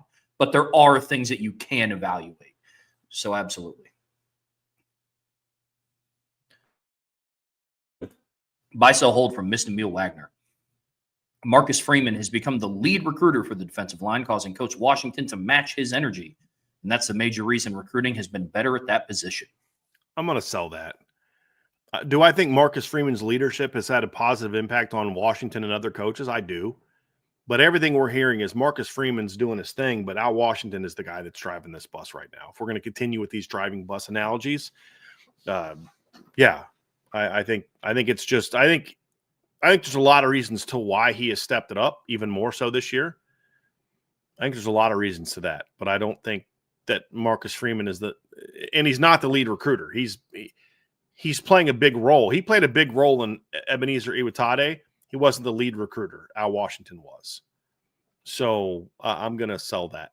I think Notre Dame is going to thrive at recruiting, not because Al Washington does a great job, but because Al Washington does a great job, along with Marcus Freeman doing a great job, and along with, Mike Martin and Carter Allman and Jordan Blake and Myron Tungvalo-Mosa doing a great job. Recruiting elite level at Notre Dame, it's not about one assistant coach or one recruiting guy or one. It's got to be all of them working together. If Marcus Freeman is the best recruiter in the planet and his assistant coaches are average, they're not going to recruit to their full potential. They'll get some guys and they'll miss some guys they shouldn't have missed. It's teamwork. And Al Washington, look, we've said it before, Trev, I'm going to criticize him when he deserves it, and I'm going to give him credit when he deserves it. And that shouldn't be a hard thing to do. And I'm not, Mr. Emil Wagner, I'm not saying you're not doing that. I'm just saying, like, for me. And right now, there's no reason to spin this in any other way for me to say he's just doing a great job right now. Can he continue? Can he close? That's all still question marks. But for right now, he's doing a heck of a job. Heck of a job. Yeah, I'm with that completely. Buy, sell, hold from Aiden Benami. Mike Brown has been implementing the taser move to the wide receivers. It's already the same thing they've been teaching, so buy. Yeah. Jaden Greathouse didn't make that up in the middle of that game. That's stuff he's taught to do. No, Mike Brown is telling all the receivers to go play rec basketball, working their moves after the catch. With old guys. With me. That's what happens when I actually go up. I don't actually go to the practices with Brian. I just scrimmage the wide receiver room. Yeah. Buy, sell, hold. No issues with Jeremiah Love running a lot of wide receiver routes because he has all the running back routes and schemes down pat, and they won't put him out there too much during the season. I mean, that's part of the reason I have no issue with it, so I'll buy it. I also have no issue with it because I just think he's got a skill set there that you can help out with, and he needs more work there. So, yeah, I mean, we're kind of on the same page for the most part, so I'll buy that. Yep. Yeah, I'm with you. Buy, sell, hold. Lincoln Riley will outlast Marcus Freeman at their current schools. Incredibly hard sell. like incredibly hard sell. I don't see Marcus Freeman going anywhere anytime soon. Like, I think what this means is like Marcus Freeman leaves for the NFL in a year or two, and Lincoln, no, sell. Yeah, I'd hard sell. Buy, sell, hold. Bill Belichick will be the best college football coach and have the best program in the Carolinas within the next 3 years. Sell. I don't know that he'll even be in college football in the next 3 years. Like, I'm going to keep my mouth shut for the most part on what I feel about Bill Belichick and who he is right now and the job he's doing, and I'll just sell it, and we'll just see if we're right or wrong on it. Just move on, because I've got some thoughts on that I probably are not good for public consumption. Buy, sell, hold from C Rich 73. USC will not have more than 8 wins. Let me look at their schedule. So they've got Missouri State win, Georgia Southern win, at Purdue win, Michigan State win, at Illinois, I'm going to say loss, Michigan at home win, at Notre Dame loss, at Nebraska, I'm going to say loss, Northwestern at home is a win, Iowa at home, tough game, but probably a win, at Oregon loss, home against UCLA win. So I got them 8-4 in the regular season, worst case. And I think they'll have a shot to win a bowl game. So, I'll sell this. Look, I actually think USC is going to be a little bit improved this year, just because everybody focuses on all the guys they lost. At the same, I'm of the belief that I think in some instances, some of those losses are good. I think USC did a really bad job of recruiting and developing a culture of guys that want to be part of a team. Now, I don't know that Lincoln Riley's necessarily changed that on offense, but I definitely think Danton Lynn's changing that a little bit on defense. And so while they may not have as much talent, I think that they're going to be a better team this year. Will that result in more wins? It depends. I don't think their schedule's as tough as it was last year. I think that's part of it, but I think it's close. When I say they're going to be better, I'm not saying like they're going to go 10-2 or 11-1. Because there are some talent issues at their roster, in my opinion, Trev. I don't know if you agree with that, but I do think there's some areas on their roster that if I look at them, like, that's a little bit concerning to me. I think they're going to be fine at receiver. They're going to have a good tight end. You talked about, Lake McCree, and they got Walker Lyons, who was a really talented high school kid. Who's back. Their offensive line is a question mark still. They return their guard. They return their left tackle. They got a transfer from Purdue in at guard. They got another transfer in. I think that's a major question mark. I don't love that group. Their defensive line, we'll see what it is. I think it's got a chance to be a little bit better. They've obviously got Anthony Lucas has got to stay healthy. Got a couple good interior transfer guys, no studs, but just good players. Their edges should be good. They lost the Muhammad kid, who's a good player. But they also got Jakeem Stewart, who reclassified so he can get some money. He's a kid with a lot of talent. So is Corey Foreman. I think Jakeem Stewart's a lot more talented than Corey Foreman. Linebacker, I think, to me, is a little bit of a concern for me. Their secondary should be better this year than it was last year. So, I think they're going to be better coached on defense this year because they're going into year 2 of the system. So I think USC is going to be a little better than people think, but I don't think they're going to look like they did a couple years ago when they were 11-3 either. So I'm also not a huge fan of their quarterback. We'll see what he's able to do in year 2 as a starter. I'm curious to see kind of how teams adjust to him. But you know what? He showed me a little something against Notre Dame and Texas A&M, because he did not play well against Texas A&M last year. Like early in that game, I thought he struggled. But he kept battling, man, and he kept fighting, and he ended up making some plays at the end of the game that he needed to make for them to be able to, come back and win that football game. So he showed me a little bit of toughness last year, and I just think he's a little bit of a limited player. He threw for 360 against Notre Dame and 295 against A&M. That looks great, right? Like, oh, that's really good. And he, but at the same time, he also threw 88 passes in those 2 games, and he averaged about 7.5 yards per attempt in those 2 games. He threw 7 touchdowns against those 2 teams, threw 5 picks. So it's like there's a lot to work out, and this isn't a kid who's a first-year starter. He started the year before at UNLV, so we'll see. We'll see. We'll see. I think they're going to be a little bit better than people think, but I think around 8 is a good number to kind of get where this is somewhat of a question. Like if he'd have said, "We'll not have more than 7," I'd have been like, easy sell. 8's kind of in that zone where I'm like, it's close. They may not have more than 8. So that's where I'm at on that one, Trev. So I'm gonna sell that because I think with the bowl game, I think they could get to 9. I thought it was interesting that you said that they would lose to Nebraska but beat Iowa. Is it just because it's the home where it is, like away like thing? looking at it from the standpoint of Trev is I think they win one, lose one. So when I'm doing that kind of scenario, I usually give them the loss on the road and to give them the win at home. Sure. That's what it comes down to. I mean, and Nebraska played them tough last year out in UCLA, out in LA. They only beat them by a touchdown last year in a pretty close game. Yeah. And I think they'll be able to out-athlete Iowa a little bit more than they will Nebraska. I think Nebraska's got a really good roster, and they're going to go into that game confident they can beat USC. Yeah. And we saw last year USC wasn't very good away from home. Mm-hmm. Yeah, very true. They were much tougher to beat at home. I mean, you think about their losses last year at home, Trev. I mean, they lost to Notre Dame, but Notre Dame's a really good team, and they played Notre Dame really tough. They lost to a Penn State team that made the playoff, and they had to come back down from, they were up 20 to 6 at one point in time.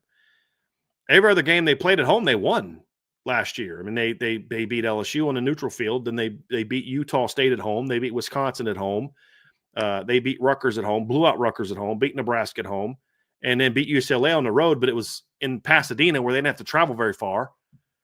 So, like on their home field or went not on a true road game, they were pretty good last year. And the only 2 teams that beat them were 2 of the teams that made it to the Final Four last year. You know what I mean? And they were both very competitive football games. They went away from home, lost to Michigan on the road, who wasn't very good, lost to Minnesota on the road, lost to Maryland on the road, lost to Washington on the road. I mean, literally the only road game they won last year was a game that was 20 minutes away.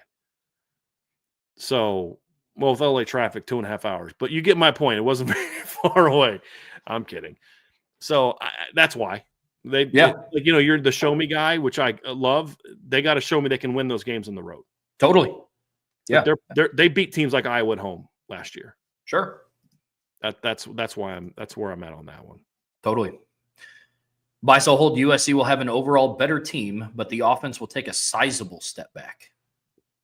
No, I don't agree with that. I don't think they were very good on offense. I mean, a sizable step back from a team that only averaged 30.2 points per game. Yeah. I don't see that. I think they could be comparable to where they were on offense last year. I don't think they'll take a sizable step back. I don't know that they'll be better than they were on offense last year. Because to his point, my overall optimism about USC being better comes from the defense. Yeah. Not the offense. Because I still have questions about their offense. I do think they have fewer egos on offense this year. That should help. But USC is also not going to be completely devoid of talent. They've got some guys who can play. They don't have as many. I mean, Mekhi Lemon and Jacoby Lane, those are the 2 guys that Notre Dame had a problem with. Yep. If I remember correctly, let me go look up that box score. I know that Mekhi Lemon had a game. Oh man, he ripped Notre Dame up last year. I know Deuce Robbins had a catch against him, but Zechariah Branch as an offensive player never did anything against Notre Dame really. Yeah, Mekhi Lemon went for 9 for 133. Jacoby Lane had 3 catches. All of them went for touchdowns. I mean, Kyron Hudson only had 2 catches for 26 yards against Notre Dame. Deuce had 3 for 63. 30 of that came on 1 catch. Zechariah Branch went for 4 for 45. That was okay. But, they're returning guys that hurt Notre Dame last year. Brian Jackson, who has a chance to be he's in the conversation to be their top back, went for 6 for 71 last year. I mean, they'll have weapons. I don't think they'll necessarily be a whole lot better. They may be a little better. I don't think they're going to take a sizable step back. So I'm going to sell that one. Yeah, I'm with you. And maybe just call it like by default. But more years than not, a Lincoln Riley-led offense is always efficient to some degree. And I don't see them taking a sizable step back from 30.2 points. Because their issue last year, Trev, was turnovers. Yeah. And they averaged over 437 yards a game and 6.3 yards per play. Yep. Which is a main reason why they went away from Miller Moss is because he wouldn't stop turning the ball over. Right. That's why Jaden Maeva took over. And Who then he ended up proceeded turning to over the throw ball. 5 turnovers in the last 2 games. Right. But Yeah. that's kind of their issue. I mean, you look at them offensively, they weren't a whole lot different than Notre Dame was offensively last year. Matter of fact, they had they had almost 30 something. Yeah, 38 more yards per game than Notre Dame. And they were 0.02 more yards per play than Notre Dame was last year. Notre Dame scored 6 more points per game because their defense was better and they scored, but Notre Dame also didn't turn the ball over the way that USC did. So that's really the big reason why USC struggled last year is to score points is because they can move the ball, but in the course of a season, you're -3 on turnovers and you were pretty decent at forcing turnovers. You're not going to win a whole lot of games when you turn the ball over 21 times. You're just not going to win a whole lot of ball games like that. You lost to Minnesota by a touchdown. You had 3 turnovers. They only had 1. You're not going to be successful. You lost to Washington by 5 points. You were -3 in turnovers in that game. Yep. You know, I mean that's what's going to get you. So you're going to have to be better there. The final one from C Rich 73: buy, sell, hold. USC will lose to either Nebraska, Illinois, or Iowa. I think I had them losing to 2 of those teams. Yep. Because they play 2 of those teams on the road, and like they got to show me that they can win those games on the road. And I think Nebraska and Illinois are going to be. Trev, there's a scenario. There's a better chance they lose to all 3 of those teams than they beat all 3 of those teams. Agreed. I think they go 1-2 against those teams. Best case scenario is 2-1. Yep. Yeah, I think most likely they get 2 losses out of those. I'm with you, Brian. I'm with you. Buy, sell, hold from BK's personal chef. The 2027 quarterback recruiting mystery is partially prompted by the loss of Deuce Knight and Notre Dame's success stealing quarterback recruits the past few years, Kenny Minchie and Blake Hebert. Notre Dame is leaning away from early commits and believes that playing the chase game for quarterback recruits late is the best way to keep quarterback attention. So that's not why they're doing this. I don't love their quarterback strategy, but I understand what it is. They want to make sure they make the right choice. It's not about playing catch up. That's the hardest thing to do. Yes, you flip Blake Hebert, but you'd like to land even higher level player, but even more so, you want to land a guy early that's bought in, that's going to stick with you, that's going to help recruit. You got 0 impact from Blake Hebert being in the class last year.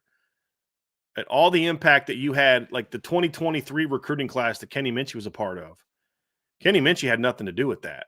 He was one of the last guys to commit. He committed in November. That was put together by CJ Carr, who had already committed a year early and who was a driving force behind that 2023 recruiting class. A lot of people forget that. And that's not a knock on Kenny. I mean, Notre Dame didn't pursue Kenny early. Well, they pursued him, but they went with Dante early on. And then by the time they went back to Kenny, he was like, I've already committed to Pitt. I'm comfortable with Pitt. Then, of course, he eventually changed his mind, thank goodness. But he didn't have an impact in that. It really comes down to they want to make sure that they make the right choice. And because of the way the season went, they feel they didn't get a chance to get out there and see all the top quarterbacks and see them in live and in person and get to know them a little bit. And they just want to make sure that they're offering the right guys. I would have personally said, hey, offer all your top guys, but just tell them you're not taking any commitments yet. So that way you're in the game. But I think part of the strategy that they're doing, Trevor, is they also want to kind of find out how serious are you about us. Because a guy like Trey Taylor, for example, I've always felt Trey Taylor liked Notre Dame a lot. But the fact that he's not willing to wait to see for them to finish their process to do what he wants to do is not a knock on Trey Taylor. I'm fine with him doing that, but it says a lot about how he really feels about Notre Dame. That's okay. That's not a knock on him. It's not a negative. It's just that's a good sign. You learned something about him. Had you just kind of gone to him early, maybe there isn't that same affinity. How do you know he wouldn't have flipped down the road? If a guy is willing to see through this process and still pick you, then you know that he's your guy. And there's less of a chance of him flipping because it's like we talked about earlier with like Jadon Blair and Dallas Golden and Mark Zachary. Maybe they didn't commit as early as some other guys, but when they did commit, they had already gone through the whole process and you knew they were comfortable with their decision and there wasn't as much of the flip opportunity.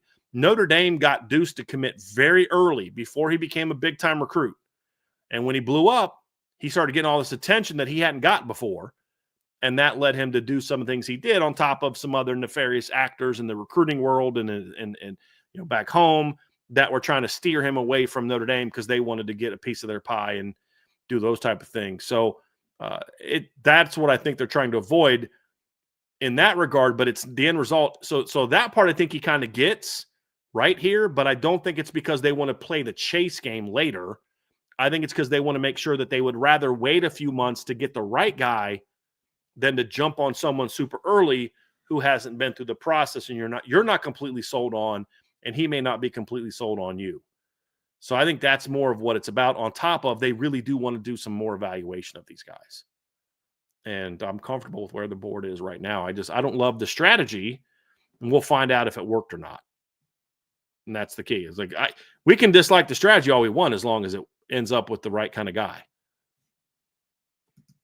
Do you think if this strategy works for the 27 class, is that something that we'll see moving forward, or do you think that was more specific to this year? I think it's more specific to this year. I think because they had to scramble so much when Deuce left last year that it prevented them from really getting the early jump on 27 that they thought they were going to be able to get. I just think there was some of that to it as well. I think the 27 class, you needed to see who was going to emerge. There wasn't as many no-brainers yet going into the fall as maybe there have been in past classes. And then, of course, your season went long. So I think a lot of those things factored into it. Good deal. Uh-oh. There we go. Whew. Okay. Buys a hold from BK's personal chef. The Big 12 has at least one team in their championship game that was preseason ranked lower than 7th in the conference to start the season. Well, it's hard for me to answer that because I don't know what the conference rankings are yet. But with what we've said about the Big 12, however, I buy this as a stronger possibility in that conference than any other conference, as we saw last year. So it's possible. But I would say, well, if TCU's ranked lower than 7th, then I'd throw them in there, or but I don't know where those teams are going to be ranked. Kansas, if they're ranked lower than 7th, is a team that I could see sneaking into that type of thing. It's hard to say that definitively because I don't know who outside the top. If you asked me this question after the preseason rankings came out, I could look at it and be like, yep, I think those two teams right there have a legitimate shot. I'm going to buy that. I don't know who's going to be outside the top 7 right now. I could say, what's a no-brainer? They're going to have Arizona State inside the top 7.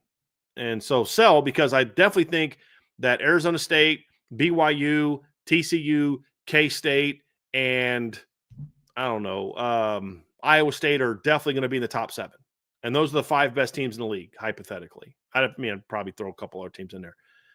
And then all of a sudden, wow, 2 of those teams are outside the top 7? Okay, now I'm buying that now.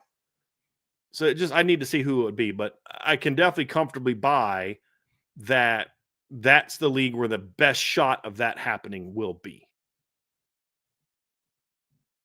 The second best league where I think that's could most likely happen is the SEC. Much more so than the Big Ten. The Big Ten also had that last year. I believe Indiana was picked outside the top 7 last year. Oh, yeah. So, yeah, I think this year the SEC has a better chance of that than the Big Ten. Oh, yeah. Yeah, absolutely. For sure. Big 12 is a conference that I can see that happening in the most.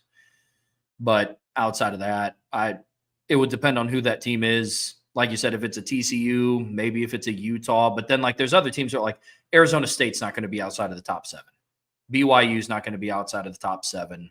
So Kansas State, I don't see being outside of the top 7. So, yep, I'm with you. Buy, sell, hold. If Jadarian Price and Jeremiah Love weren't at Notre Dame, a very sad hypothetical here, I'm very glad that they are, Aeneas Williams and Kedron Young would match and surpass the all-around production of the Estimate and Diggs duo. Oh, I buy that. Yeah, I buy that. I mean, they were at 900 and I think Aldrich was at 930 and I think Logan was at 822 or something like that. That sounds right. And they had about 17 touchdowns or so, about 300+ yards receiving. I think Aeneas and Kedron would top that in the same number, 13 games. I think they top that. Yeah. They also wouldn't have Chris Tyree taking away 400 some yards True. Either, which would help them get more production than what that duo did. Yeah. Yep. The thing going in their favor, too, is I think Aeneas and Kedron are more different of running backs than what Estime and Diggs were. I think Aeneas, out of the four, provides the most impact in the pass game. I mean, Trev, you could argue that of the three duos, throwing in Love and Price, that's the one that has the best complementary skill set. The Young and Williams. Agreed. Has the most complementary skill set than either of the other two.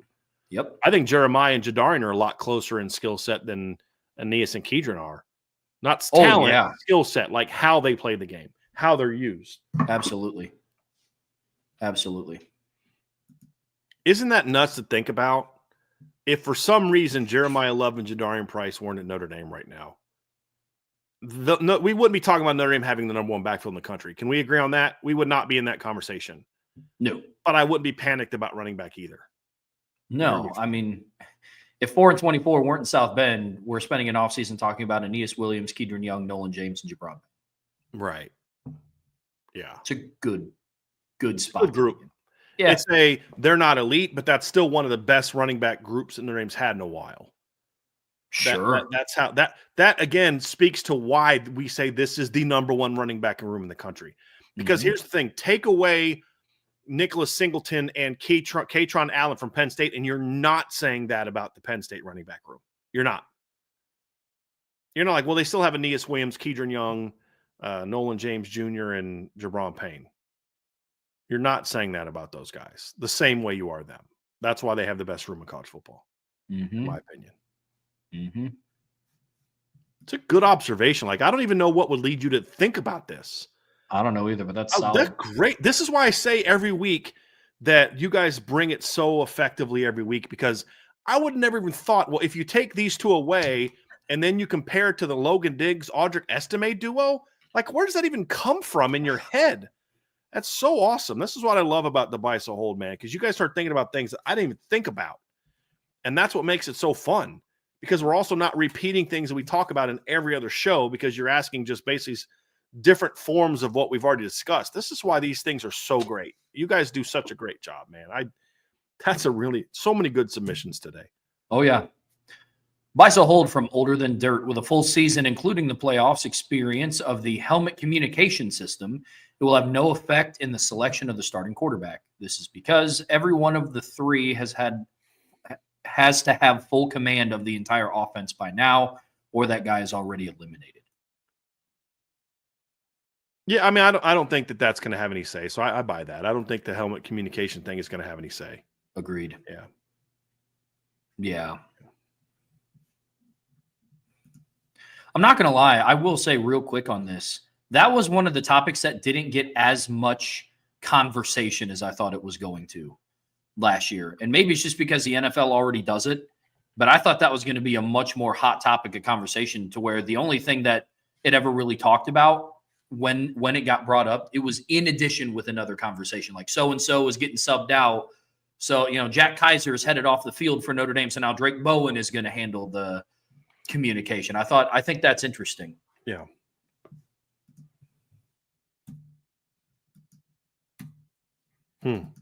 No. There we go. Buy So Hold from MM Irish. When offered a bag of salty Virginia peanuts by none other than Superfan Salty Virginia Peanuts, the great one passes, stating that's bad fuel, bruh. Sell. I mean, those are good fats. Like, any good athlete playing a sport like football needs good fat in his diet. And yes, now, am I going to sit there and say, eat this whole can at once? No. But yes, that's a sell. That's a sell. I sell that as well. Also, because I don't think Salty would let Jaden Greathouse pass on a salty Virginia peanut. This is true. Buy So Hold from ND Joe 14. Notre Dame averages 500 yards of offense per game in 2025. Which combo would you prefer? So making this a Buy So Hold: buy one, sell one, hold one. 300 pass yards and 200 rush yards. 250 passing yards and 250 rush yards, or 200 passing yards and 300 rushing yards. I mean, look, they're all going to be big. I would, if I'm going to buy one, sell one, hold one, I would buy the 300 passing, 200 rushing, hold the 250, and I'd sell the 200 passing, 300 rushing. And here's why. You can win with all of them. The top two I would take most is because incredible balance if you're 250 and 250. The reason I would take 300 and 200 is because not only can you win that way because you can throw and you can pass, but I think that would have the biggest impact on recruiting.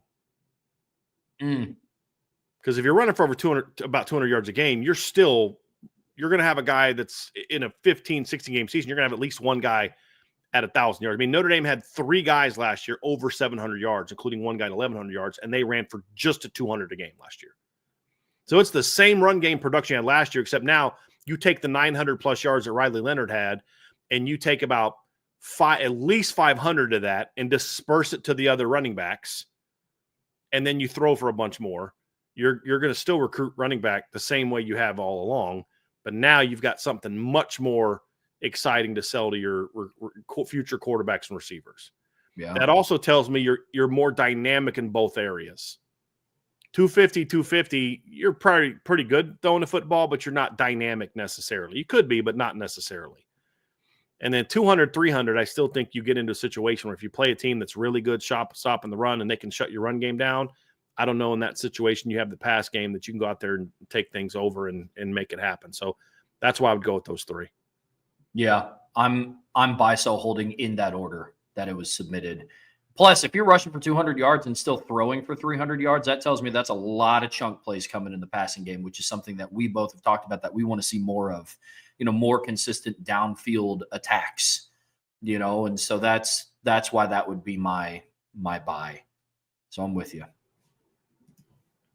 It's a good. I hope that we can figure. I hope that.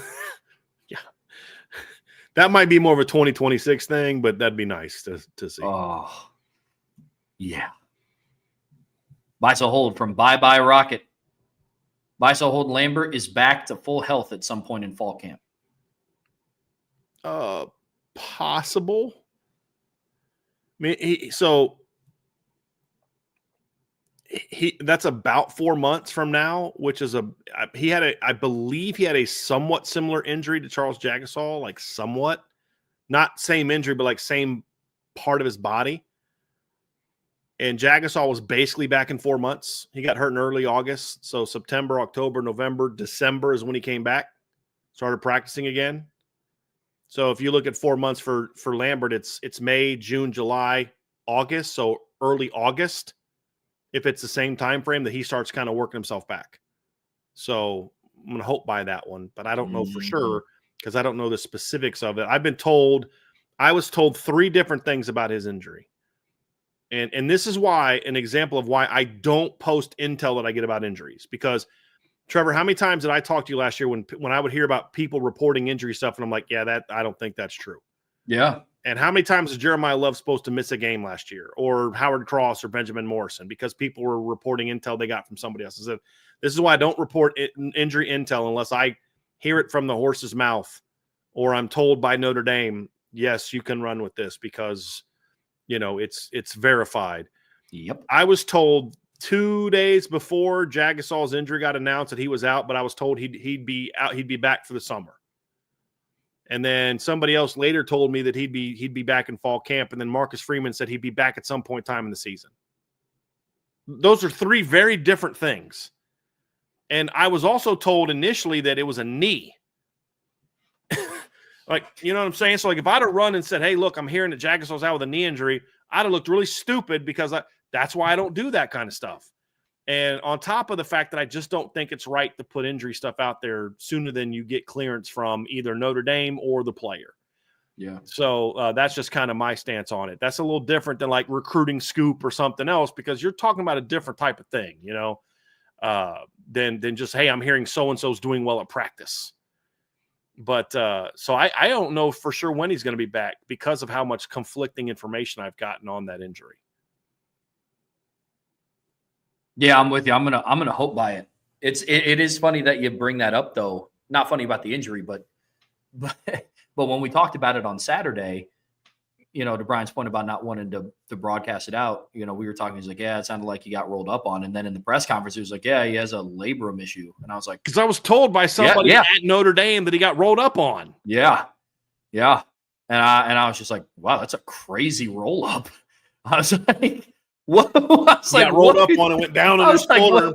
Yeah, exactly. Yeah, they're implementing a new play where the tackles do cartwheels, and he got rolled up on when. This is another reason. I mean, that's what I said. There was no intel that was more wrong last year than injury intel that I saw. It seemed like on a weekly basis there was some report that somebody was talking about an injury, and it turned out to not be either as not that it was completely made up. I'm not saying, but it's not as severe as people think. Plus, if you never played football or never coached football, you never understand the reality of on Monday, you're not going to play. But sometimes your body reacts differently. And by the time you get to Friday, I'm able to do this. And by the time I get to Saturday, I'm good to go. But you just never know. And that's why I say, and sometimes you may feel good on Tuesday, but by Saturday, you put more work in it and you're like, dude, I can't go. Or you get it tweaked and you never know. Everybody's different. Not every injury is the exact same, recovery time and the exact same time out because people's bodies are different. So that's just another reason why I don't talk a whole lot about that. But if I had to guess, I'd lean towards it being a little bit longer than Jagasaul's. If I had to predict one or the other. Beisel Hold, Notre Dame has multiple punt return touchdowns this season. So now I can understand why somebody named Bye Bye Rocket would want that to be there, my dude. I get it, but I'm going to sell. I hope, and by multiple punt returns, I'm assuming you mean actual punt returns, not like a blocked punt that gets returned. I'm gonna sell, but as much as I would love to buy it, I got to sell it too. I'm with you. Beisel Hold from Sergeant Steve Irish. Notre Dame will beat Miami and Texas A&M. Bye. Beisel Hold, Notre Dame will make it to the college football playoff national championship game and will be favored to win. Hold. I mean, there's still things about other teams we got to learn right now, and I need to know who Notre Dame's starting quarterback is going to be before I get too into saying they're going to be in the title game. I said I feel good about them being back to the semis, but there's a couple things I need to see first before I'm ready to say they're going to be all the way back to the title. So I'm going to hold for now. If I had to pick one, I'd probably lean towards buy as opposed to sell, but I need to hold for right now. I am going to sell this for one reason and one reason only, and it's not because I don't think they can make it back to the national championship game. I just don't think there's a scenario where they're going to be favored to win. Like it's going to be, they're going to look at their schedule from the regular season. And Notre Dame wasn't favored to beat Georgia either. Sure. I don't see Vegas doing that. They were favored to beat Penn State up until game day. Mm-hmm. Here's why I get what you're saying, Trev, and you're into the I got to show me thing again, which I understand. Here's my only counter to that. By the time they get to the title game, in a 2-year stretch, they will have beaten Georgia and Penn State and 2 other comparable teams in the quarters and semis. By that point in time, I think some of the concerns about the schedule and all that crap, which was applicable and fair this year, because Notre Dame had never won one of those games, I think starts to go away next year. I think you'd have been foolish to have Notre Dame favored to beat Georgia last year, even though I thought from a betting standpoint, looking at it from an outside, not a Notre Dame insider standpoint, because Notre Dame had never won a game like that. We had a feeling that things were different now because we study the team every week, and I also didn't think Georgia was as good as people thought they were.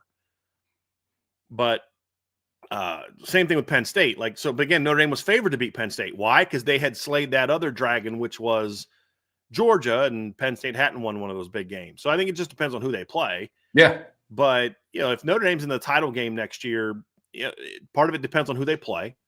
If they're playing Texas, they're probably an underdog. If they're playing Penn State, they're probably the favorite. It just depends on who they're playing. But I think there's a much greater chance that they're a favorite next year than they would have been this year. Because I think if they get back next year, I also think Notre Dame's just going to be a more dynamic team next year if they get back. Sure. But of the two things, Trev, I do agree with you that the thing I'm least confident in would be the favored to win more so than them getting back. I certainly think they can get back. will they be favored? I'd have to know who they're going to play. That's what another part of the reason I'm holding it is, who are they playing? Yeah. No, for sure. I mean, it's always interesting to see what Vegas does with betting lines because they obviously want to do what they can to make the most money. It's one of the reasons why Notre Dame, I don't think, was favored to beat Texas A&M because they knew people would hammer Notre Dame to cover. Mm-hmm. So I think that could be interesting too. But I think it does come down a lot to who they play. So for sure. Buy, sell, hold. Notre Dame recruiting will continue to trend upward because of sustained success in 25 and 26 seasons. Easy buy. Yes, the more they win, the more recruiting success will follow. Yeah, and the fact that because Notre Dame is not a heavy portal team, and when they have gone to the portal, it's normally at a position where they just don't have someone there, or they're very young there. Mm-hmm. They don't have a good player. Like they didn't go to the portal to find someone to replace Josh Burnham or Junior Tuilamaka. You know, they didn't go to the portal to find someone to replace Christian Gray or Don Schuler or Leonard Moore. They go to the portal to find where they're not sure if they have guys that's hurt. They didn't know what they had in Josh Burnham and Junior Tuilamaka and Bryce Young last year defensive end. So that's why they went and got RJ Oben. They didn't have anybody that was prepared to take over nickel, and obviously they were very young at quarterback. It wasn't like it was much different than getting Sam Hartman to kind of compete with two guys who had started the whole year before, Drew Pine and Tyler Buckner. It's completely different scenario than we're not ready to turn the keys over to a guy who's only really played one meaningful game in his life, and it was the Sun Bowl against an 8-5 team. It's a very different situation, and I think that endears Notre Dame a little bit to recruits compared to some other schools, because it's like, look, we're not going to go out and go to the portal just because you may not like Anthony Knapp. You don't think there might not have been some offensive tackles that are had higher floors than Anthony Knapp in the portal, but you didn't hear Notre Dame mentioned with any of those guys, not seriously mentioned with any of those guys. Why? Because they're like, look, let's develop the guys we have. And for the most part, they're like that in most positions. D tackle, they weren't comfortable with the depth and some injuries, and would Onye be back and some things like that. So they went there for it, but they're not a heavy portal team. I think a lot of top recruits are going to like that because there's less chance that I'm going to, if I prove myself, they're going to work on developing me more than just easy go solve this problem from the portal. Well, I mean, an argument could be made that Notre Dame replaced transfer portal players with transfer portal players. The bulk of their transfers were the replacements of other transfer portal guys. I mean, really outside of defensive tackle and Ty Washington coming in at tight end, that argument could be made about every transfer that they brought in. Noah Burnett replaced Mitch Jeter, two transfer portal guys. You know, Malachi Fields is replacing Bo Collins. Will Pauling is replacing Chris Mitchell. Jalen Stroman is replacing initially the role of what they brought Rod Hurd in to do in 2024. And well, yes, exactly. Yeah. You know, Devontae Smith is replacing Jordan Clark. And so that's kind of the trend that they're on right now. It's a really good point. I didn't even think about it that way, Trev. That's a very good point. Very good point. That's interesting. Yeah. And there's other positions where maybe you could have said maybe you want to go to the portal there, but they didn't. Yeah. And like I said, there was a lot of rumors about this and that. But like Ty Washington, I think do they go after Ty Washington if Cooper Flanagan doesn't get hurt? I don't know that they do. Probably not. I don't know that they do. Yeah. I mean, it's interesting. And I think that's more of a testament to Marcus Freeman talking through, you know, our foundation is high school recruiting, you know, and they'll continue to supplement the rosters until their high school recruiting catches up to that level. Like, I don't know, and this is something that we'll see unfold throughout the season, but I don't know if Notre Dame goes to the portal next year for a nickel corner with all the guys that they have in the room that are this young, you know? So I think with all the young safeties, I don't know if they go to the portal next year for a safety. I don't see them going to the portal for a tight end, especially because Ty Washington has multiple years. And if Cooper Flanagan comes back healthy, and they'll have James Flanagan. So, yeah, it's going to be interesting to see what that transition is, man. Buy, sell, hold from Robert. 2025 Jalen Sneed will be more important for this defense than fifth-year Asmar Bilal was for his defense. I hope so. I hope so, but I'm gonna probably sell that. And the reason I'm going to sell that, it really isn't about Jalen Sneed. If Asmar Bilal doesn't step up in 2019, they're in trouble because they had no other options, and he was their only really dynamic player on the inside. This year, it's like If Jalen Sneed doesn't pan out, they're going to be fine. If he pans out, they're even better. Like Jalen Sneed panning out is huge for this team because now you've got him and Jaden and Kingston and Drake. Whereas if Asmar doesn't step up in 19, your starting linebacking core is what? It's Drew White and Shane Simon, who started an entire season the year before and had 13 tackles. You know, just unfathomable. That is one of still the crazier football things that I've heard. Nutty.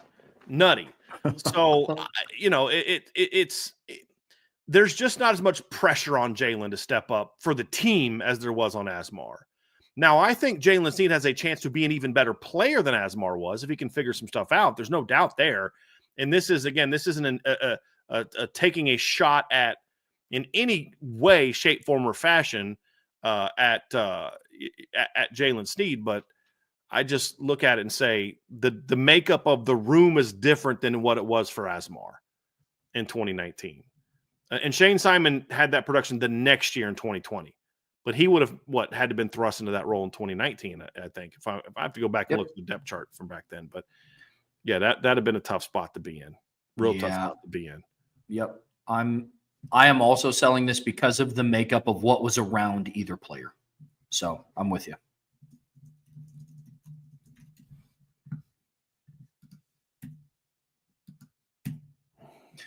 Buy, sell, hold from Freeman Natty. Notre Dame loses one of Jaden Osbury, Jalen Sneed, or Kingston Viliama-Asa to the portal at some point in their career. I'm going to sell it. I don't really project losing portal guys. It's not really what I do. Right now, all those guys seem to be pretty happy, and until otherwise, I'm going to just assume they're going to keep rolling. So I'm going to sell that. Yeah, sell for every I'm hope selling it and selling it because of what Brian said. Buy, sell, hold from Walk On, Carry On 78. McElroy's Joe Burrow comparison ignores the fact that Burrow was a second-year starter. The better comp would be Jake Coker, who threw for only 400 yards the year before, leading Bama to the Natty with 3,100 yards as a senior. Well, I'm gonna buy that. 100% buy that. That's a better example than and Jacob Coker rode an elite running back. He had a great running back, a really good, tall, fast wide receiver, right? Pretty good defense, all those. I think that's a far better comparison. I just want to push back a little bit on the notion that they ignored that he was, because they talked about that in the video. They talked about how, you know, Joe Burrow started the year before, and Ari Wasserman made a comment, and I actually rather like Ari. Surprise! I don't like most journalists that talk football. I don't. I actually enjoy listening to those guys talk, because even when I disagree with them, it's like, it's not this guy's a flamer, this guy's an idiot. He doesn't know. I just disagree with their takes. But he had a take on there that I strongly disagree with. He said we had a year of Joe Burrow looking like an average quarterback, and I strongly disagree with that. And I've said this before. We had a year of Joe Burrow playing in an average offensive system. But if you actually watch Joe Burrow that year, you'd realize him with the weapons he has a chance to be pretty good with a more open offense.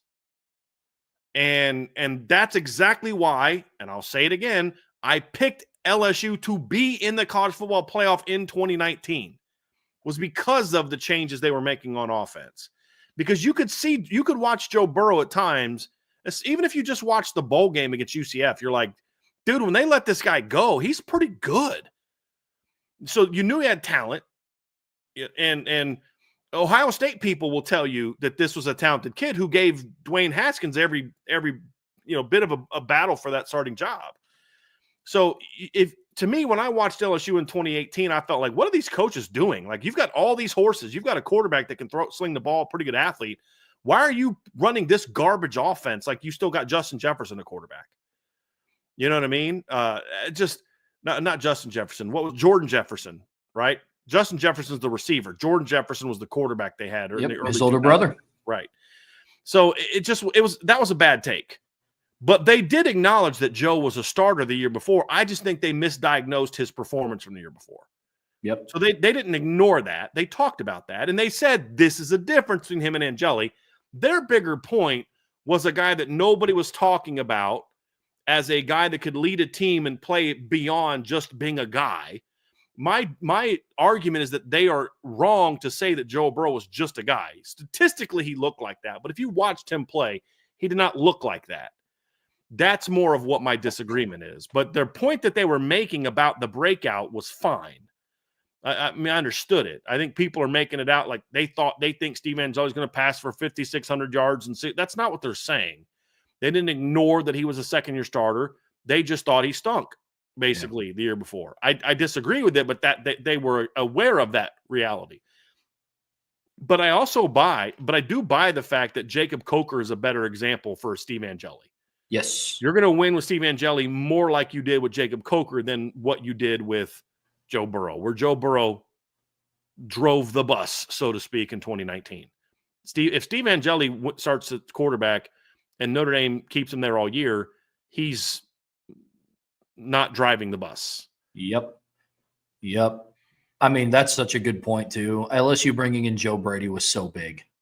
It was so big because they were treating Joe Burrow like Zach Mettenberger in 2018. I mean, we're talking about an offense who scored 72 points in a game and lost. That was that overtime game against Texas A&M. It's crazy. What's funny is that I think they had 24 points at the end of regulation.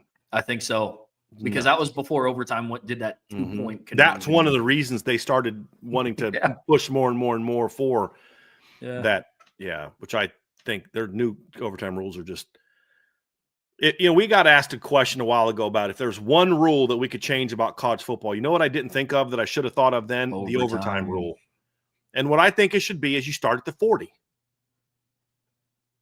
Because if you start at the 40, I mean, look, there's some kickers nowadays where they can kick a 50-something yard field goal, but your odds are still pretty low. What I hate is that you don't have to gain a single yard at the 25 to be in relatively easy-ish field goal range.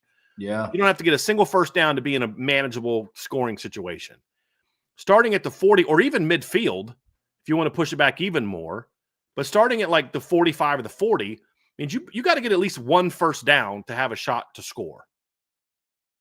And so, I think that would be more of where I would go with it, is that, as opposed to the stupid rule they have now. And the 25 is still, to me, too easy. Oh, I agree. I mean, the fact that some teams, I know it's more of like a sportsmanship thing, or I guess, but the fact that some teams, if they get a turnover in overtime and they like to go on defense first and will still come out and like run 3 plays and then kick the field goal, is still like, you just line up and kick the field goal at that point. I'm with you. I definitely would change the overtime rules for sure. Buy, sell, hold from We Are Notre Dame. The ACC will have at least 4 ranked teams at the end of the season. Okay, so I got Clemson being ranked. I think they'll be ranked. I think SMU will be ranked. I don't think they're going to be ranked as high. That's why I had them as a team that might take a step back, but I still see them being like a 9-win team, maybe a 10-win team. Yeah. I think Louisville has a shot to be ranked. And then I think between Miami, Syracuse, Georgia Tech, Virginia Tech, and maybe Pitt, I think of those 5 teams, 2 of them will be ranked. I think that's a confident feeling there on that one. Was there 3 last year, right? There was 3 last year, I believe. That ended the season ranked? I believe, Clemson, SMU, Miami. You had 4.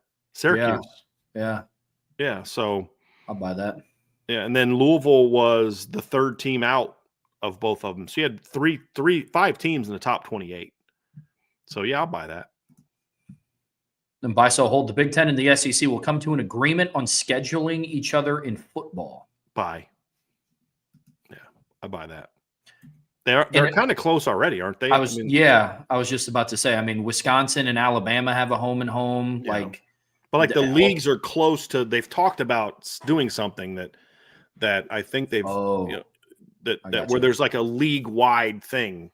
I don't think it's a done yet, but I think they've talked about doing something like that, and I think that will happen. Okay. Buy, sell, hold. Notre Dame has a silent agreement with the Big Ten and SEC conferences about scheduling each of those conferences' teams. I don't think it's a silent agreement as much as it's just a desire to do so. So I'd push back on the notion. So I'm going to sell that they have a silent agreement, but I'm going to buy the spirit of your question. Yeah. Which is that Notre Dame clearly has a desire to play more of those teams. I mean, you're seeing Purdue back on the schedule. You're going to see Michigan State back on the schedule. They've got Michigan coming up in the next 10 years. They've played Ohio State recently in a home and home. They've got Alabama coming up on the schedule. They've got Arkansas coming up on the schedule. They've got Wisconsin coming up on the schedule. They were supposed to have that home, neutral site type of trade-off in 2021, but the 20 game got moved back to 25 to 26 because of COVID. Remember, they got that Lambeau Field game got canceled, and all that. They've got I think they've got there's been talk about them playing Auburn potentially. I did say Florida already and Alabama already, so they've got A&M on the schedule right now. So I definitely think there's a desire for Notre Dame to have both conferences on their schedule consistently. The Big Ten, it makes sense because you're now sort of TV partners with them. Yeah. Part of their contract is on NBC. So I think it makes sense to have more of a friendship with them scheduling wise. I've said before, I'd have no problem with Notre Dame having Purdue and Michigan State on their schedule every year. Both of them. But you should at least have one of them on your schedule every year. Yep. We've talked about that before as well. So, I think that the Notre Dame desires that. I don't know that there's any sort of silent agreement other than they both recognize the benefits of playing each other.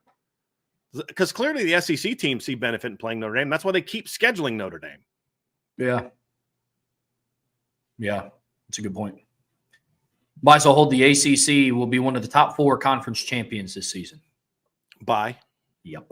I think there's a chance that the ACC champ could be top 2 or 3 of the conference champions this year. Sean and I talked about this on the RTCF show that we did together a couple weeks ago, talking about if, it will ever be like a fully run table of the semifinals is 1, 2, 3, and 4. And we both agreed that, no, especially that 4th spot. But I think this year could be one of those years where it is 1, 2, 3 in the semifinals, because of who the conference champions would be. Right. So I think that's interesting. This year, more so than other years, projection and what it was last year. Yeah, I think so. Buy, sell, hold from DK. You can treat this as a buy, sell, hold, but I just got back from the future. And Power 4 schools will have JV teams that play games on Thursdays, and the group of 5 is completely wiped out from football. Only DK could come up with a question or a submission like this, which is why I love DK. I'm going to sell that. There's no way they're going to have JV football games because the minute anyone starts showing to watch those games, then they're going to start saying you've got to pay those players. And that's the whole reason for these scholarship limits to begin with. So I think what will happen is, if anything, the group of 5 schools will not be wiped out from football. What they will do is they'll just do what you're already seeing some sporting teams do, which is just go down to Division II or Division III, where you still have football, you still have these sports, but you just don't have to pay players as much. D2 schools don't have to pay guys as much as D1 schools. I mean, St. Joseph in PA, I think it was the one in PA, right? Because there's multiple St. Joseph or St. Francis.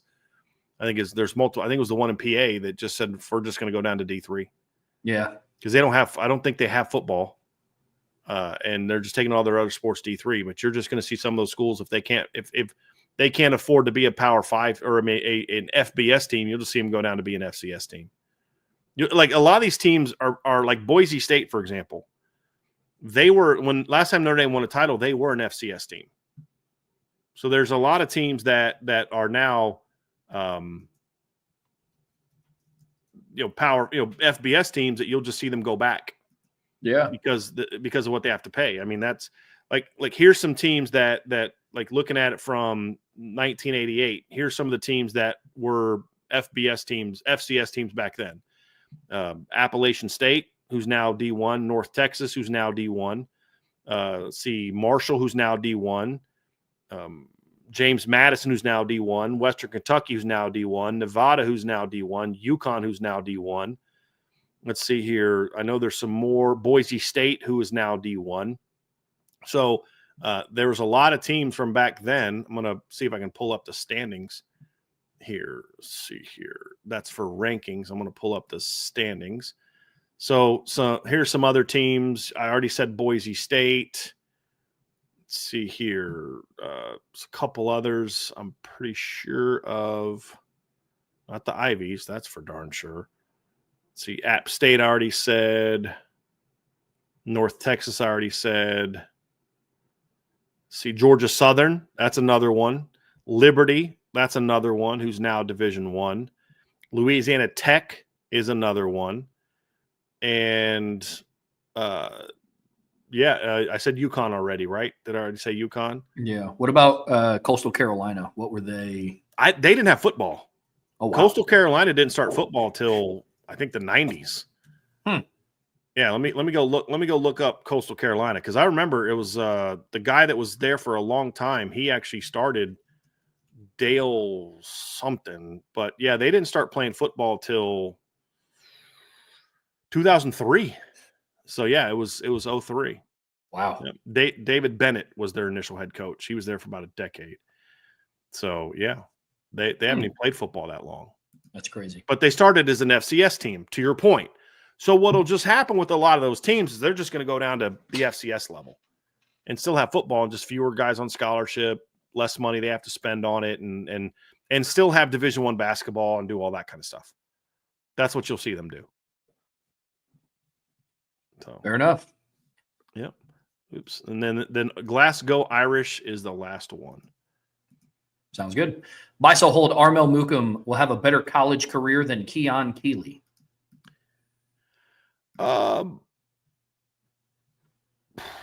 mean, I got to buy that, because right now he's in a better position to play than Keon was. I mean, Keon's not really battling for, as far as I know. Now, if Five Adam is still in the chat, he could probably correct us because he's an Alabama fan. But I mean, going into spring, Keon was, I think, still a third stringer and not really competing for a job.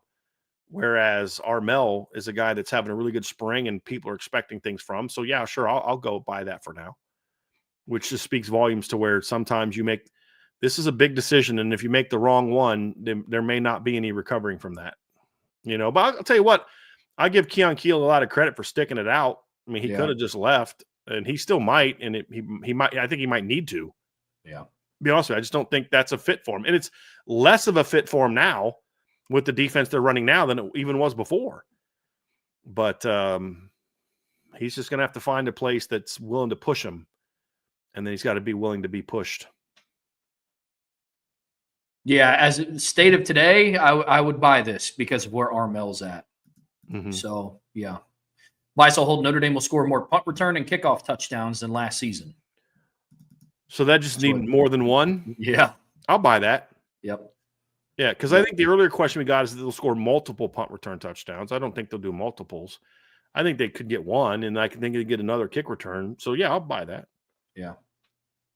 Yep. Five Adams said that Keon's having a great camp and is going to play a lot, so that's good. That's good for him. That is. So it's good for him. Then the last one for today, buy, sell, hold. Bryce Young and Logan Thomas will have 10-plus sacks between them. That's an easy buy. That's one of the easier buys we've had today. Yep. Yeah, that's a very easy buy for me. I mean, Bryce might get close to that by himself. And I think Logan will have at least 2 or 3 this year. At least 2 or 3 this year. So, yeah, I that's an easy one. If I was doing an over-under between the two of them, I'd set the over-under about 12.5. Is that fair? That is. Yeah. Yep. Yeah. That's definitely fair. This is a very easy buy for me as well. Yeah. Well, good. I like it when we agree, Trevor. Sometimes it's more fun when we don't agree, but I also kind of like it sometimes when we do agree. So that's always good times. I agree. Again. Well played, sir. Well played. Thank you. All right, folks. Well, that's going to do it for us today here for the Buy, Sell, Hold edition of the Irish Breakdown podcast. But not to worry, Brian and I will be back tomorrow. We are going to pick up where we left off on Tuesday. We're going to talk about the defense and kind of where they're at this point in the spring. We're going to talk about the strengths and some of the improvements that they're going to need to make as of what will be April 10th. Also, quick plug, it's not an Irish Breakdown thing, but Riley Leonard, I think his episode with John Gruden's QB class is going to be aired tonight sometime this evening. I plan on checking it out. I like following what some Notre Dame players do after they leave the school. So that's also going to be on at some point tonight. I think you can find it on YouTube. It'll be from Barstool.